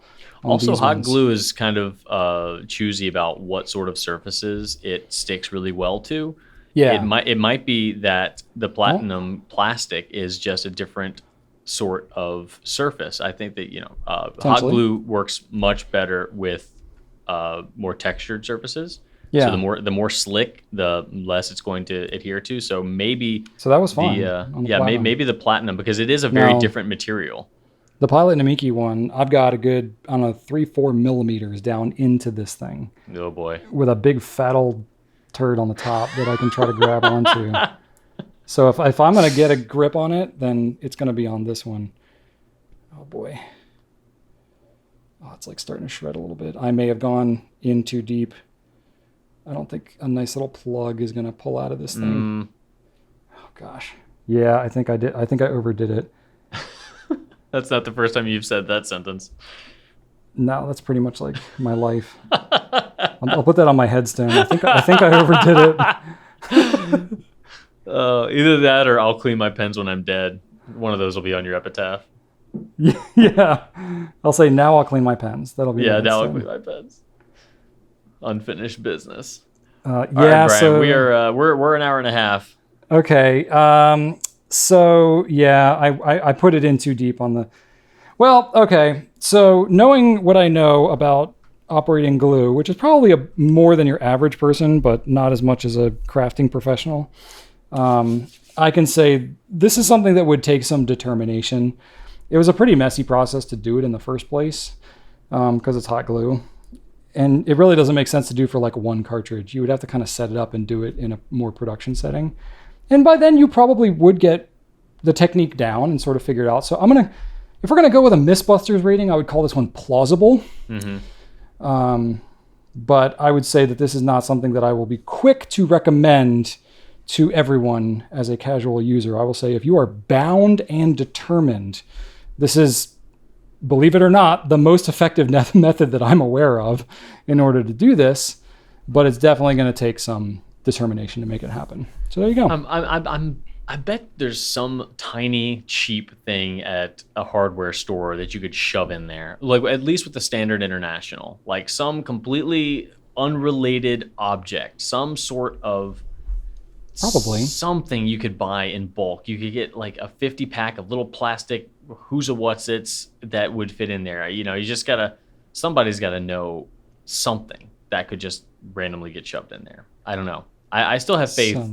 I still have faith that there's a better way. Maybe it's just a hole that needs to be plugged. It's maybe not, like 20 minutes ago, somebody probably posted in the comments, "Oh, you guys just need the flugin. Ooh. And then, so if you all have any ideas about what could fit into any of these cartridges to help plug them up reliably, we're all ears. And maybe if it's something you have to buy in like a bulk of 1,000 and it makes sense to break them up and sell them, that's something that we as a retailer can definitely do. That's right. So if there is demand for it and a product that is better than this mess of hot glue, I would be open to that. So anyway, but that's what I got. I'd never done the hot glue thing. Now I've done it, and I don't think I'm ever going to do it again because this is a pain in the butt. So that's what I got. That's the tip of the week. Well, we're learning. We learn what not to do. We are indeed. All right, now we're going to do a very quick spotlight on the Ritma.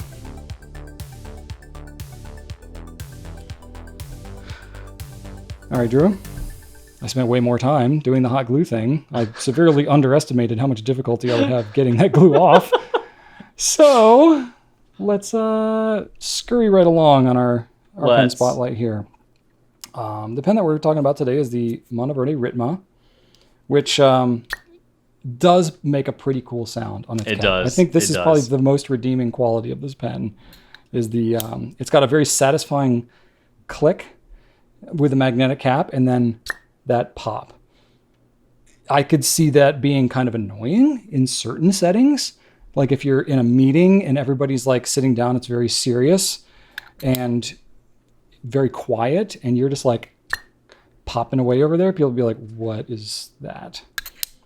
But I guess you can open it slower and it doesn't pop. So that's a solvable problem. Yeah. It's not the pen for everybody. Also posts the same way too. That's true. It does get that click. It doesn't pop. No. It doesn't pop because it's, I guess it's like the grip section or something. I don't know. Something about it. I don't know why it doesn't pop on the back, but it doesn't look that different. But anyway, yes, magnetic pen. It's all metal. It's like a matte aluminum, I guess, or I don't know if it's aluminum. Maybe it's brass. It doesn't really matter. But it's a metal pen, pretty heavily weighted, very much of a stick, right? Like it's pretty much the same diameter all the way through. Got a number 6 Jowo nib on here, which Monteverde switched to before coming out with this pen, right? This has always had a Jowo nib on it. Yeah. But it's a very inexpensive pen. What, $36? I want to say it's something like that. It's currently, at the time of this recording, the most affordable method to get a number 6 Jowo nib. There you go.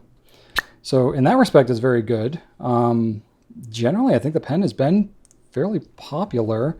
Yeah, and I will say that I slept on this pen. I was not a proponent of this pen. I thought that the pop was going to create issues with ink spritz. You know how I feel about ink spritz. Not a fan. But it ultimately didn't. And I've heard a lot of good things about the grip diameter, Brian. A lot of folks say that the wider grip is very comfortable on their hands. And there's not a lot of step between the barrel and the grip. So if you didn't want to hold on to the very tip, you can kind of, not choke up. What's the opposite of choking up? Choking back. Down. So choking down, you can actually hold it a little bit farther away, and it doesn't really feel much different because the grip section is just a slightly more slim version of the barrel. I think choking up would be going towards the tip. Yeah, right? I was trying to say the opposite of that. Yeah, choke down. I think that's choke down. I think so. Like when you have a baseball bat, you choke up or down. I guess. I've always ever heard. Why did I go to sport? Why did I go to sports as an analogy? Yeah, I don't know. But it is a fun pen, and I find that these pens do benefit from heat setting. I'll say that. Okay, fair enough.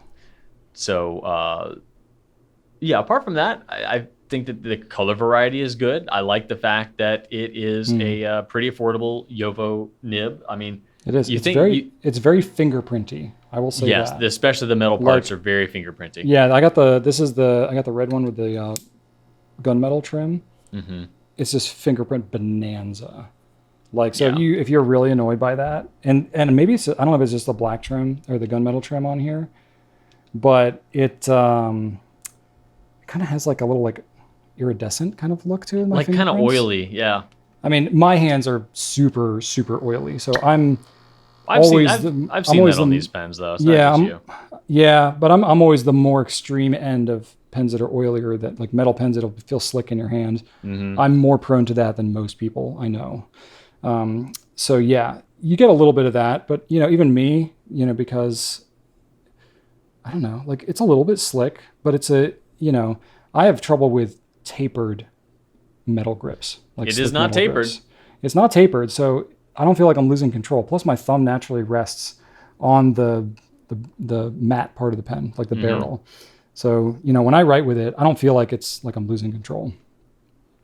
I will say it's a bit much when it's posted. Yeah, it backweights the pen. A lot of the weight of the cap is up here in the top, and I feel that when I'm using it. So even though it can cap really easily, I might be inclined to do that if I'm writing something quick, but I don't think that I would hold this very comfortably posted. But it's long enough, and I got a pretty big hand. It's long enough to be very comfortable unposted. It feels much more balanced in my hand that way. I think so too. I'll say that the stock converter that comes with that is fine, but it doesn't attach to the grip section as securely as a standard international converter. It's a more economy grade. Yeah. Yeah, you can definitely upgrade to a standard international converter on this pen and have a much better filling experience. If you don't, you just need to be really careful when you twist it, because if you twist the piston all the way back and then twist more, it kind of pops out if you over twist it. So, you can just twist gently, or you can buy a standard international converter and just not worry about it. It's a pretty inexpensive pen, so the fact that it comes with a converter at all is pretty wild. Yeah. But overall, it feels like a very durable pen, very consistently made. Personally, I think it's not the style of pen that's necessarily going to be for everybody, but if you are inclined towards it, I don't think you'll regret getting one of these, because it's a pretty decent pen, especially for its price range. Yeah, and if you are prone to arthritis or hand pain, this is not a bad one for you. Yeah, that's true.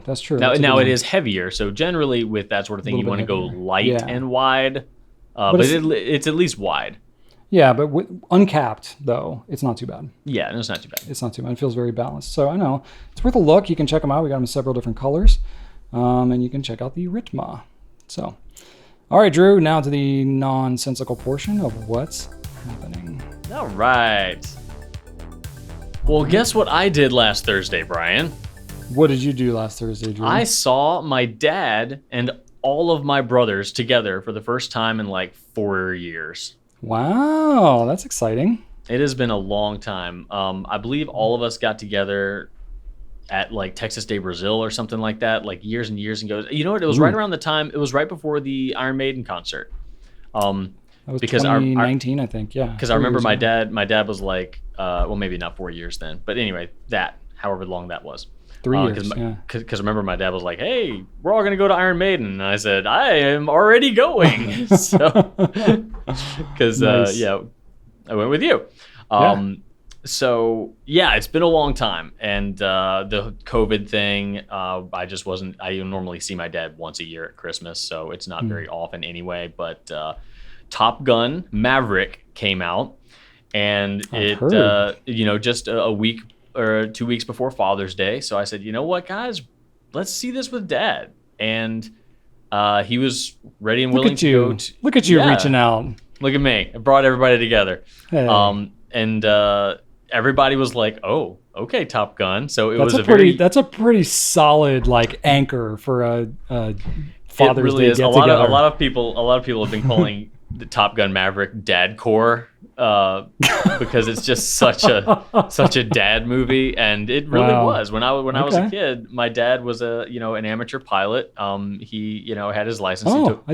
Took us up a couple times. Yeah, he had pictures of jets all in his office. Just crazy about Top Gun. We had the VHS that had the Pepsi commercial on before it, and we watched it a ton. He would always skip the adult scene, and we wouldn't watch that obviously, but. It was something. It was a staple. So getting everybody together to see that was really cool, and we all loved it. It was such a great movie. It was reverent to the original, but also had some new, really, really good parts too.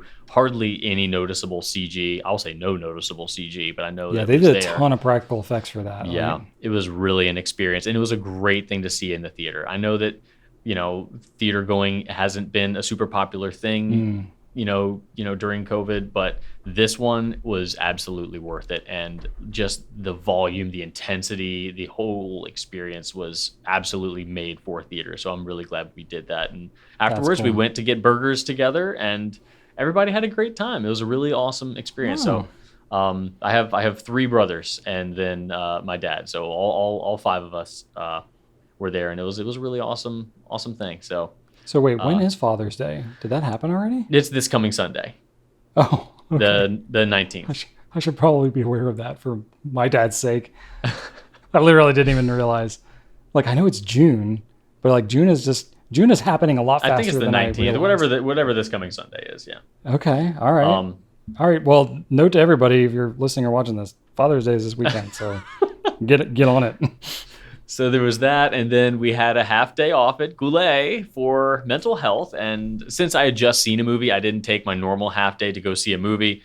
Right. I instead went hunting for used Xbox 360 games. I went to 2 local game shops downtown, Dawnstar Video Games and the Tech Exchange. Picked up a couple of those, and then I went to Second and Charles, which is a chain but still has some good stuff. So I just kind of went like old game hunting. You can get Xbox 360 games for $7 or less these days. So those have not yet exploded in collectability yet. So they're still in that valley where they're just old. It's not cool to be an Xbox 360 yet. It's sort of like the GameCube. It's like GameCube's expensive now. Oh, really? Is that one taken on? Oh yeah, GameCube already took off. Okay, well, too late then. All right. Yeah, too late for Nintendo. Anything is always super sought after. That's true. Yeah, because I guess they don't have as many. Well, I don't know. Whatever. I don't know what I'm talking about. Nintendo weird.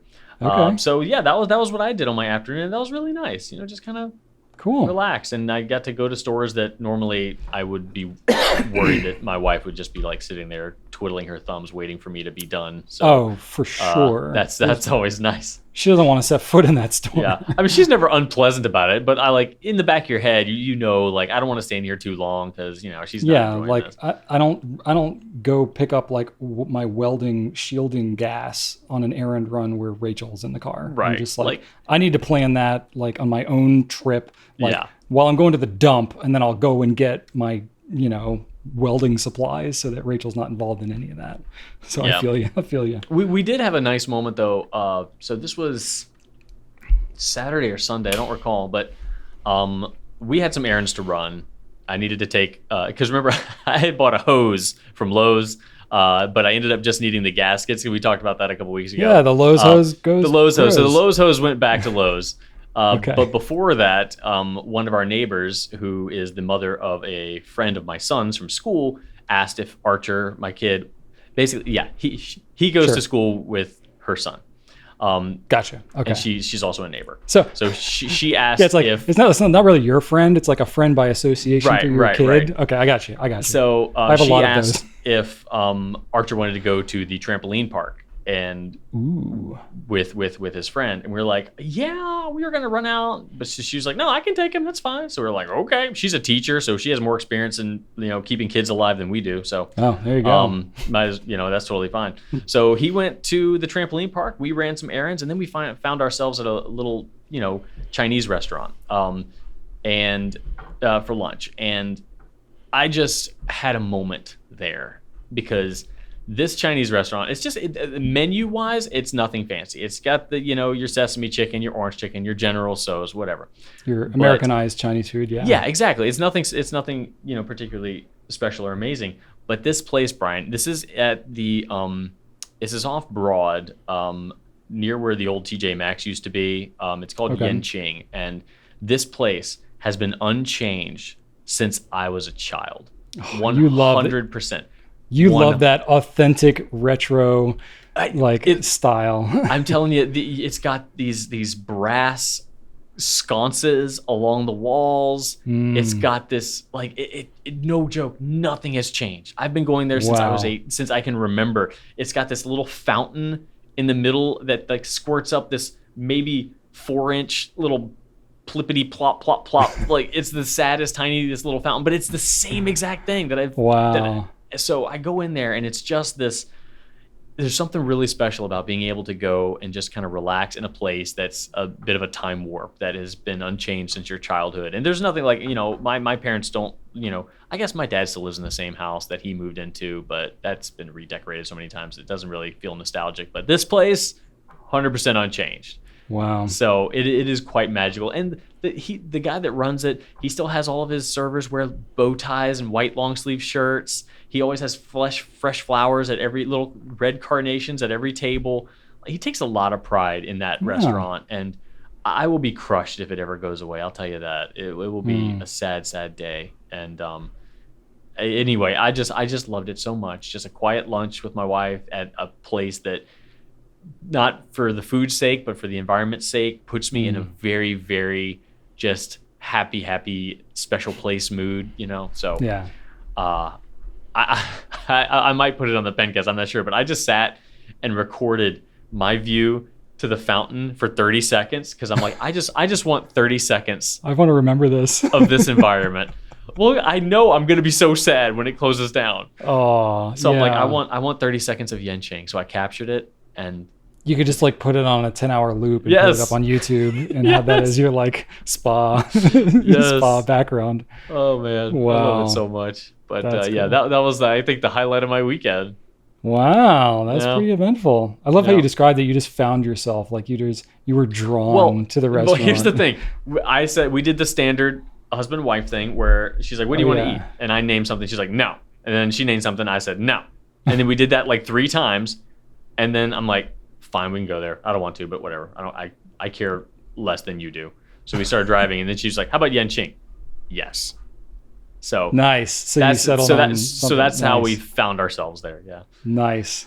Awesome. My family, Rachel's pretty flexible, but my extended family, especially my parents, it's the like everybody's too flexible. This is like, hey, we're going to get together. Where do you guys want to eat? Oh, I'm flexible. You're like, Yeah. Stop okay. being flexible. Here's like 4 different restaurants. Yeah, any of those could work. And you're just so like I just have learned to be the one that's just like, how about whatever, Red Robin Yeah. or something. Yeah, throw something out. Yeah, throw something out. Yeah, basically, we try to have a rule. If you say no to something, then it's on you to recommend the next thing. Ooh. Didn't you do something? I feel like you did that with the customer care team where you guys had a good system. Oh, yeah, the veto method. Yeah, explain this because this is an ingenious method for when you're trying to pick a restaurant with a group or really any group thing where you got to narrow something down. So explain this because I'd never heard of this before you did it. So with the team lunches, we have a appreciation budget here at the Goulet Pen Company where the managers have a budget to appreciate their team in whatever manner they see fit, and a lot of the times that manifests itself as food. So Much of the time it's manifesting so food. when I was a manager, I would pick, if I had a team of 5, I would pick 6 local restaurants that were within budget, and everybody would have a chance to veto one of the restaurants on the list. Now, keep in mind, the list is 1 more than the people you have vetoing. So at the end, you're left with 1 restaurant that nobody said was their least favorite. So it might not be anybody's first favorite, but it's nobody's most hated restaurant. So everybody would say, not this place, not this place, not this place. And you're left with one that is not loathed by anyone. So that's how that works. That's a pretty Everybody gets 1 veto. That's one of the best ways I've ever heard it done. We use that for years. And it's good if you like start with a list. If somebody's got like dietary restrictions or something like that, like go ahead and eliminate those because you don't want one person to or always eliminate have that to, person. Yeah. Either way, one and the same, right? Or both, just to be safe. I'm kidding. Yeah, that's cool. Yeah, nice, very cool, Drew. Glad you had such a zen weekend. That's really cool. I'll tell you, when I was there, I was just telling Shane, I'm like, this is magical. This is a magical place. Yenching is magical. And I wouldn't shut up about it. Like, look at these sconces. Like, what do you think that is? 78? That looks like a nice... A 78 sconce. It just... it's... Not like talking about like wine or anything like that. You're like talking about furniture and fixtures. I tell you, look at this panel. Look at this. It's paneling. magical. It exists in just its own Zen plane. It's like the secret garden.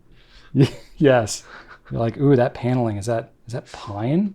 Is that walnut stained pine? That looks really. Oh, really nothing but good. the finest pine. The finest pine plywood stained walnut. Cool. I didn't have as eventful as a time as you did. But things are a little crazy right now because our kids are in their last week of school. Yes. Joseph yesterday so they're having like final exams and stuff like that. And so they're already having early release days. But Joseph, they block scheduling. So he's only having like 2 different classes a day. Well, like for certain classes, he's opted out either because he finished his projects or had his SOL tests and passed and stuff like that. So like some of his classes, he's not having to go. So it's already a weird schedule with the shortened week. And there's like certain classes where he's not having to go or is going in late or whatever. So between him and his sister, who goes to a different school, she's in elementary school, our schedule this week is just like a nuclear bomb exploded and it's all over the place. But because you guys don't do any sort of like any after school daycare or anything like that. No, we don't. Yeah, we don't. You go pick them up right after they're done. So that is a tall order. Right. And so not opposed to that. I would love that, but we just live rurally and there's not a great option for us. Anyway, just as an example of like what this last week of school is like, they're like not doing actual work because all their tests and stuff are done. Joseph went in to school yesterday at 11. That's when his school day started. He went in, had PE, physical education, which was basically like a choose your own event. And they had a Nintendo Switch there and he played Super Smash Brothers. I was like, he would have just done that at home. He had lunch and then he came home. Oh my God. So I was like, why did we bring you to school today? Oh my God. I mean, it's fine. He still gets socialization and stuff. Well, he also likes, smoking other kids in Smash Brothers, I'm sure. He does. Yeah, he does. But he's loving it, of course. I mean, I remember, like exam week in like middle school is great because you're not like actually sweating your exams. In high school, it'd be different. But anyway, so that's happening. We're finishing up the school thing. The kids are excited. Ellie had a field day at her school. So doing like, tug of war and different like running events and stuff like that. They didn't do like a lot of elaborate ones, like balloon pop and the egg and spoon and stuff like that. They did some various things. So the games are a little different than I remember as a kid, but it was still a lot of fun. And it happened to work out in our schedule. It was like in the middle of a day on like a Thursday or something. It just happened to work out where Rachel and I were both able to go. And that was really cool. I think Ellie really enjoyed that.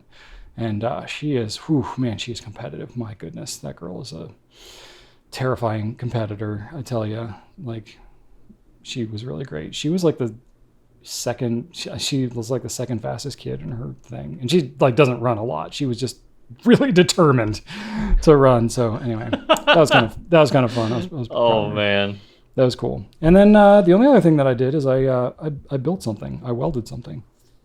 I already showed you this morning, but I'm super proud of it. So for years I've wanted to build something. It's called an infinity cube.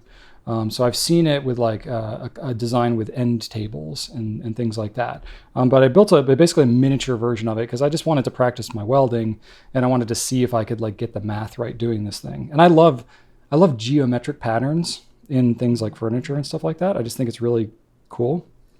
So I built this thing called an infinity cube.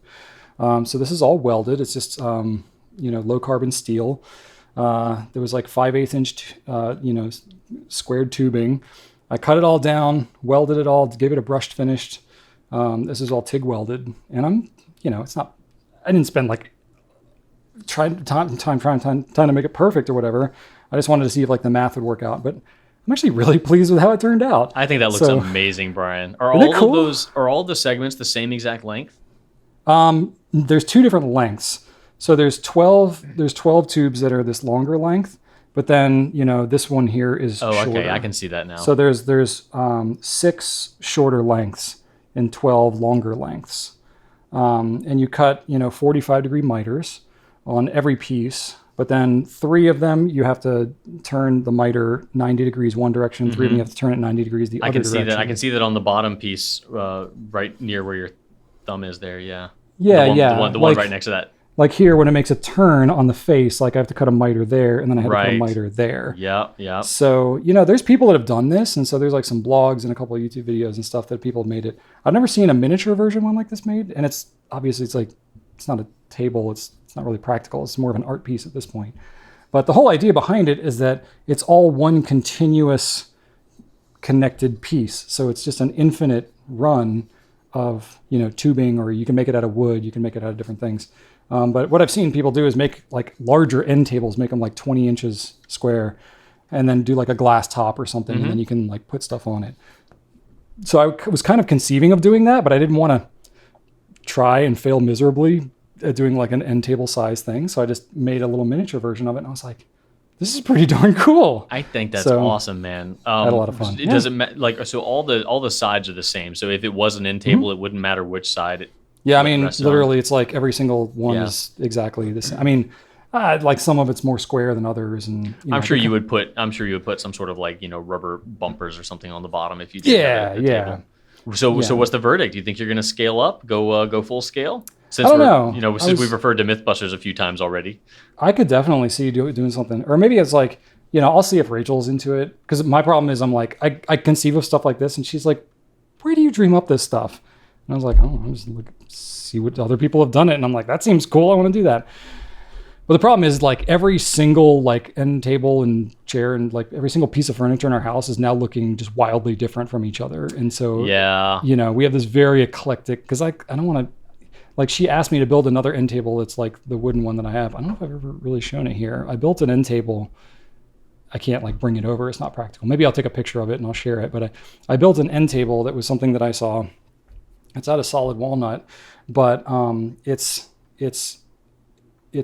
got a backing on the 2 sides, and then it's like open on the other 2 sides. So it's like 3 layers basically, but it's open on 2 of the sides instead of traditionally you'd have like it open on the front and back or the sides or whatever, or just like on 3 sides you'd have the wood, and then you just have it open on one side. So that's kind of cool. It looks like a kind of a weird like floating kind of a thing, but then when you look at it from the back, it looks like a box. And I mitered it too, so that like the wood looks very continuous. Anyway, I'll post some pictures of it.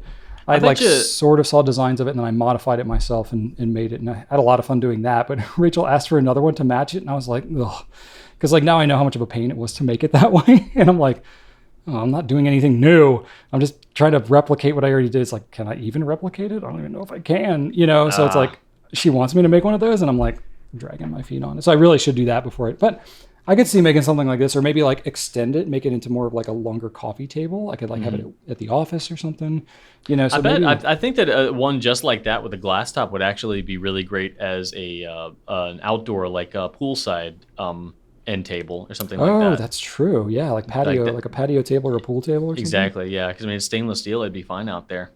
That would be cool. Or aluminum would be good too. Or you could paint it. I can always paint this. This is just brushed steel, and I just put a little bit of wax on it. I think the steel looks cool. It does look cool, doesn't it? But you could do brushed aluminum too, and that would look pretty rad. Or you could paint it. You could paint it to look like brushed steel. You could do a protective layer on it and do that outside. But yeah, so anyway, I don't know what I'm going to do with this now. It's just an art piece, but yeah, I had a lot of fun doing it. So anyway. I think it looks amazing. That's why I had fun. It took me probably, 7 or 8 hours total to make that. But again, I also don't really know what I'm doing. So I'm sure other people can do it faster. But it was a lot of fun. All right. And that's it for the personal stuff. Man, we are running long today, aren't we? Woo. Yeah. Okay. All right. Well, I have like more company updates than we've like ever had before. Okay. I'll try and do them quickly.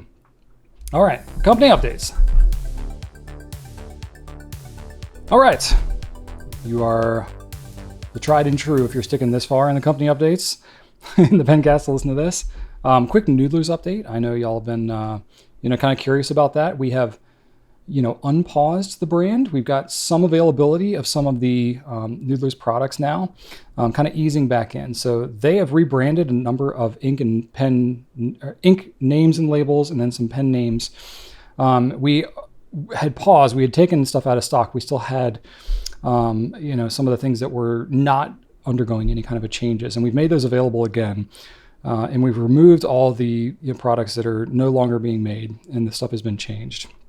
But that needs to be remanufactured and redistributed and stuff like that. So it's going to be a little while. I don't know exactly how long before we get restocked on some of that stuff, but that stuff is going to start to trickle in over a little bit of time. The ink formulations and properties and stuff, all that was unchanged. It was all just really just branding and the artwork and stuff. So once the new stuff comes in, we've changed names, we've changed photography that we've been provided, but we're going to have to redo all our own swabs, photography. We got to change all the product pages and everything. It's going to be a little bit of work to do that, but we're going to do that over time. It's going to be, I guess, like a summer project into the fall, depending on when the stuff comes into us.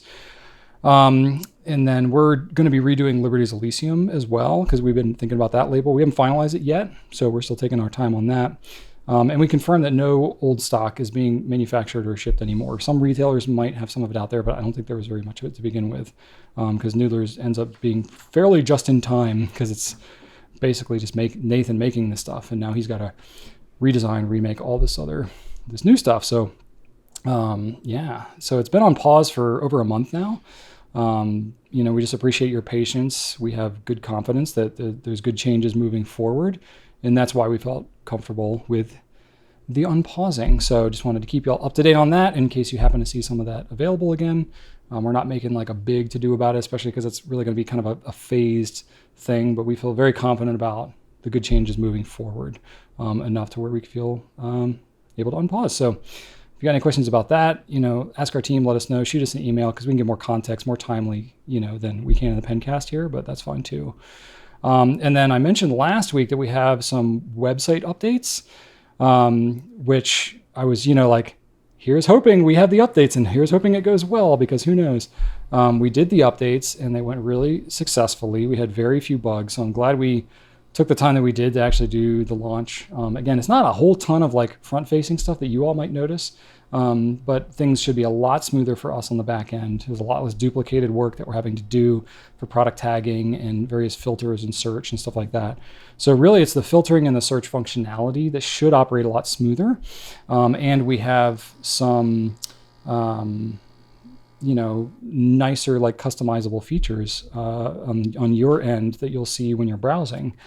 So for one, the popularity, the most popular filter, with 5,000 or so SKUs, it gets complicated. In the past, we used to have to do it manually. What we moved from had somewhat of an algorithm, but it was buggy and it sometimes produced some weird things. So this new one is operating a lot better. So it should show you truly what are the more popular products. I mentioned that our product comparison feature may not be available for a couple of weeks, but actually the day after we recorded the Pencasts, they were like, oh, actually we fixed the bug and we're going to be able to launch with the product comparison. So there'll be no downtime. So hopefully you saw no skip in that at all. So we have that feature still. We never had to take it down.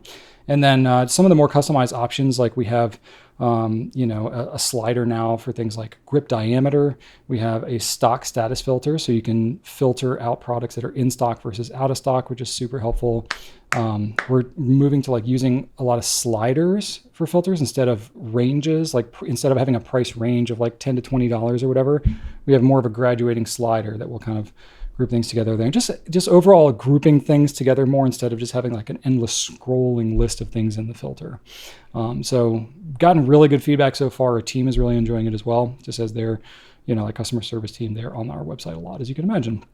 So very excited about that. And it went pretty smoothly. So we're just very excited. And then we are going to be closed on Monday, this coming Monday, for Juneteenth, which is June 19th. And that is celebrating the oldest nationally celebrated commemoration of the ending of slavery in the United States. So we've been doing that this will be the third year now that we've been doing it. So very cool to be able to do that. You can learn more about all that on juneteenth.com if you're not already familiar with it, or if you just want to learn more. And we, as Drew mentioned earlier, we're going to be taking off next week, but we are still going to be publishing a Pencast, mostly. So, ever since going back remote here. We're still in high COVID transmissibility status, which is why I'm still recording from home. And Drew's lights are dying there, and we're having some issues. High transmissibility where I'm at, not where Brian's at. So yes, we're fine. We're hoping any day now. Well, no, actually ours went back up to high. Oh, it did. Dang it. Yeah. So I live in a different county than our office, and it went back down to medium, but then it went back up to high, and it's just okay. So who knows? But we know. I would say we know how to do this thing, but clearly we have issues. But still, so we recorded. We thought in advance, and we were even though we're going to be off, we're going to record a Pencast in advance, an all Q&A Pencast. We did it. We recorded it. Just a total freak accident. When I went to import my card into my computer, it was just nope, not having it. And I was like, "What are you talking about, computer?" And I went to put the card back in the camera, and it was nope, does not compute. It literally just fritzed out on me. And then I reformatted the card, and it works fine now. It just was a total fluke thing. Everything looked like it recorded just fine. Thankfully, I recorded the audio on a separate device because of the audio issues I had on the previous Pencast. So I've been recording 2 audios now, which I'm still doing just because I'm paranoid about it. So had I not done that, we would have lost the whole thing. So rather than re-recording the whole extra Pencast, which we frankly didn't have time to do, that we could have if we had just done a shorter Pencast today. What ended up happening is we just said, fine, we'll just do it. We won't have my video, but I'll have audio and we'll have Drew's video, and that's just going to have to be good enough. So I'm sorry in advance, but just know that it's better than nothing. And we're sorry, but we're trying to get it together. It truly was just a freak accident of the formatting of the card just fritzed out when I went to import it. I've never had that happen in that specific scenario, but it does happen. So that's maybe we'll find some funny screenshots or something to put over on his side. We'll feel see. like we could. And then by the way, I know this thing right here flickers. It's just the way LEDs interact with the camera. So I think there's a setting on the camera that we can do. Yeah, we might be able to fix that. But yeah, we got to keep you on your toes here. We can't keep you too. Yeah. I'm not going to be messing around with that. We have too many AV issues right now. So there you go. Just don't look at it if you don't want to. Fair enough. All right, and I think that's it. We can go ahead and wrap this thing up, Drew. What do you think? Let's go ahead and do that. I think that we've it's long enough. Let's end things early. Sounds good. End it early, my goodness. All right, here we go. Let's wrap it up. Well, we want to thank everybody for watching this extended 2-hour plus Pencasts. Please leave us some feedback. Let us know how we're doing. Give us some pen tips because, well, I guess we found one today. Hopefully we don't go 20 minutes or so on every single tip. We're not going to do that. But anyway, leave us some feedback. Check out gouletpens.com for all your fountain pen ink and paper needs. And subscribe to YouTube and Instagram and all that. And like and notify and share and all the different levels of engagement. You can shoot us an email at pencast@gouletpens.com if you want to hit us up directly with Pencast related things. And Drew, are you ready for my random fact? Is this about ketchup? This is the one about ketchup. I was like, Drew, yeah. Bring it on. I messaged Drew, Drew, I'm really sorry. I went on a rabbit hole about the history of ketchup for the Pencast today. And he was like, sure, that sounds like Brian. And I have been eagerly anticipating this moment ever since. Okay. I don't know why I thought about ketchup. I think I just looked up random trivia on Google and I found this whole list of things and it had some random fact about ketchup. And I was like, really? That's interesting. And then I looked into it and I was like, oh, there's a whole story to this. Okay, well, tomato ketchup is the U.S.'s most popular condiment with a presence in 97% of U.S. households. That's some pretty heavy adoption of a condiment, right? Wow, that must be slightly higher than fountain pens. Slightly. However, it has a history much, much older than even the U.S. itself. So texts dating back to China around 300 BC mention ketchup, or a variation of ketchup that I won't try to pronounce because I don't know how to pronounce it, which at the time was made from fish entrails, meat byproducts, and soybeans. And it was used as a flavoring, especially during long ocean journeys, because it wouldn't spoil. It was popularized in the 1700s as a, quote, salty flavor bomb, as this was all from the History Channel that I discovered this. There were many variations of it, including things like oysters, mussels, mushrooms, walnuts, lemons, celery, and even fruits like plum and peaches. However, the modern tomato ketchup that we are familiar with today, we can thank James Mees of Philadelphia, Pennsylvania, who created it with the tomato-based version that we're familiar with in 1812. And then Heinz was the company that made the most popular current version, which was formulated in 1876. And they now sell over 650 million bottles of ketchup every year. Just Heinz. Isn't that crazy? It's a lot of freaking ketchup.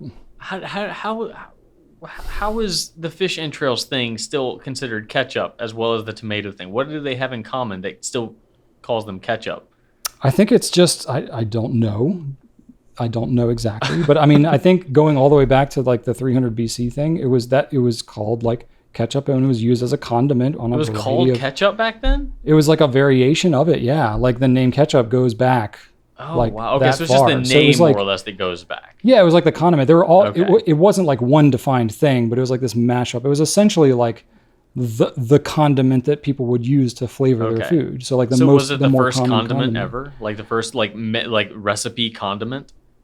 Now we're going deeper down the rabbit hole here, so I don't know. I don't know, but okay, well that is certainly fascinating. I didn't think that we would both say the words fish entrails and bulbous globule today in this Pencast, but we have. So this sounds like that's like an OG Pencast title right there.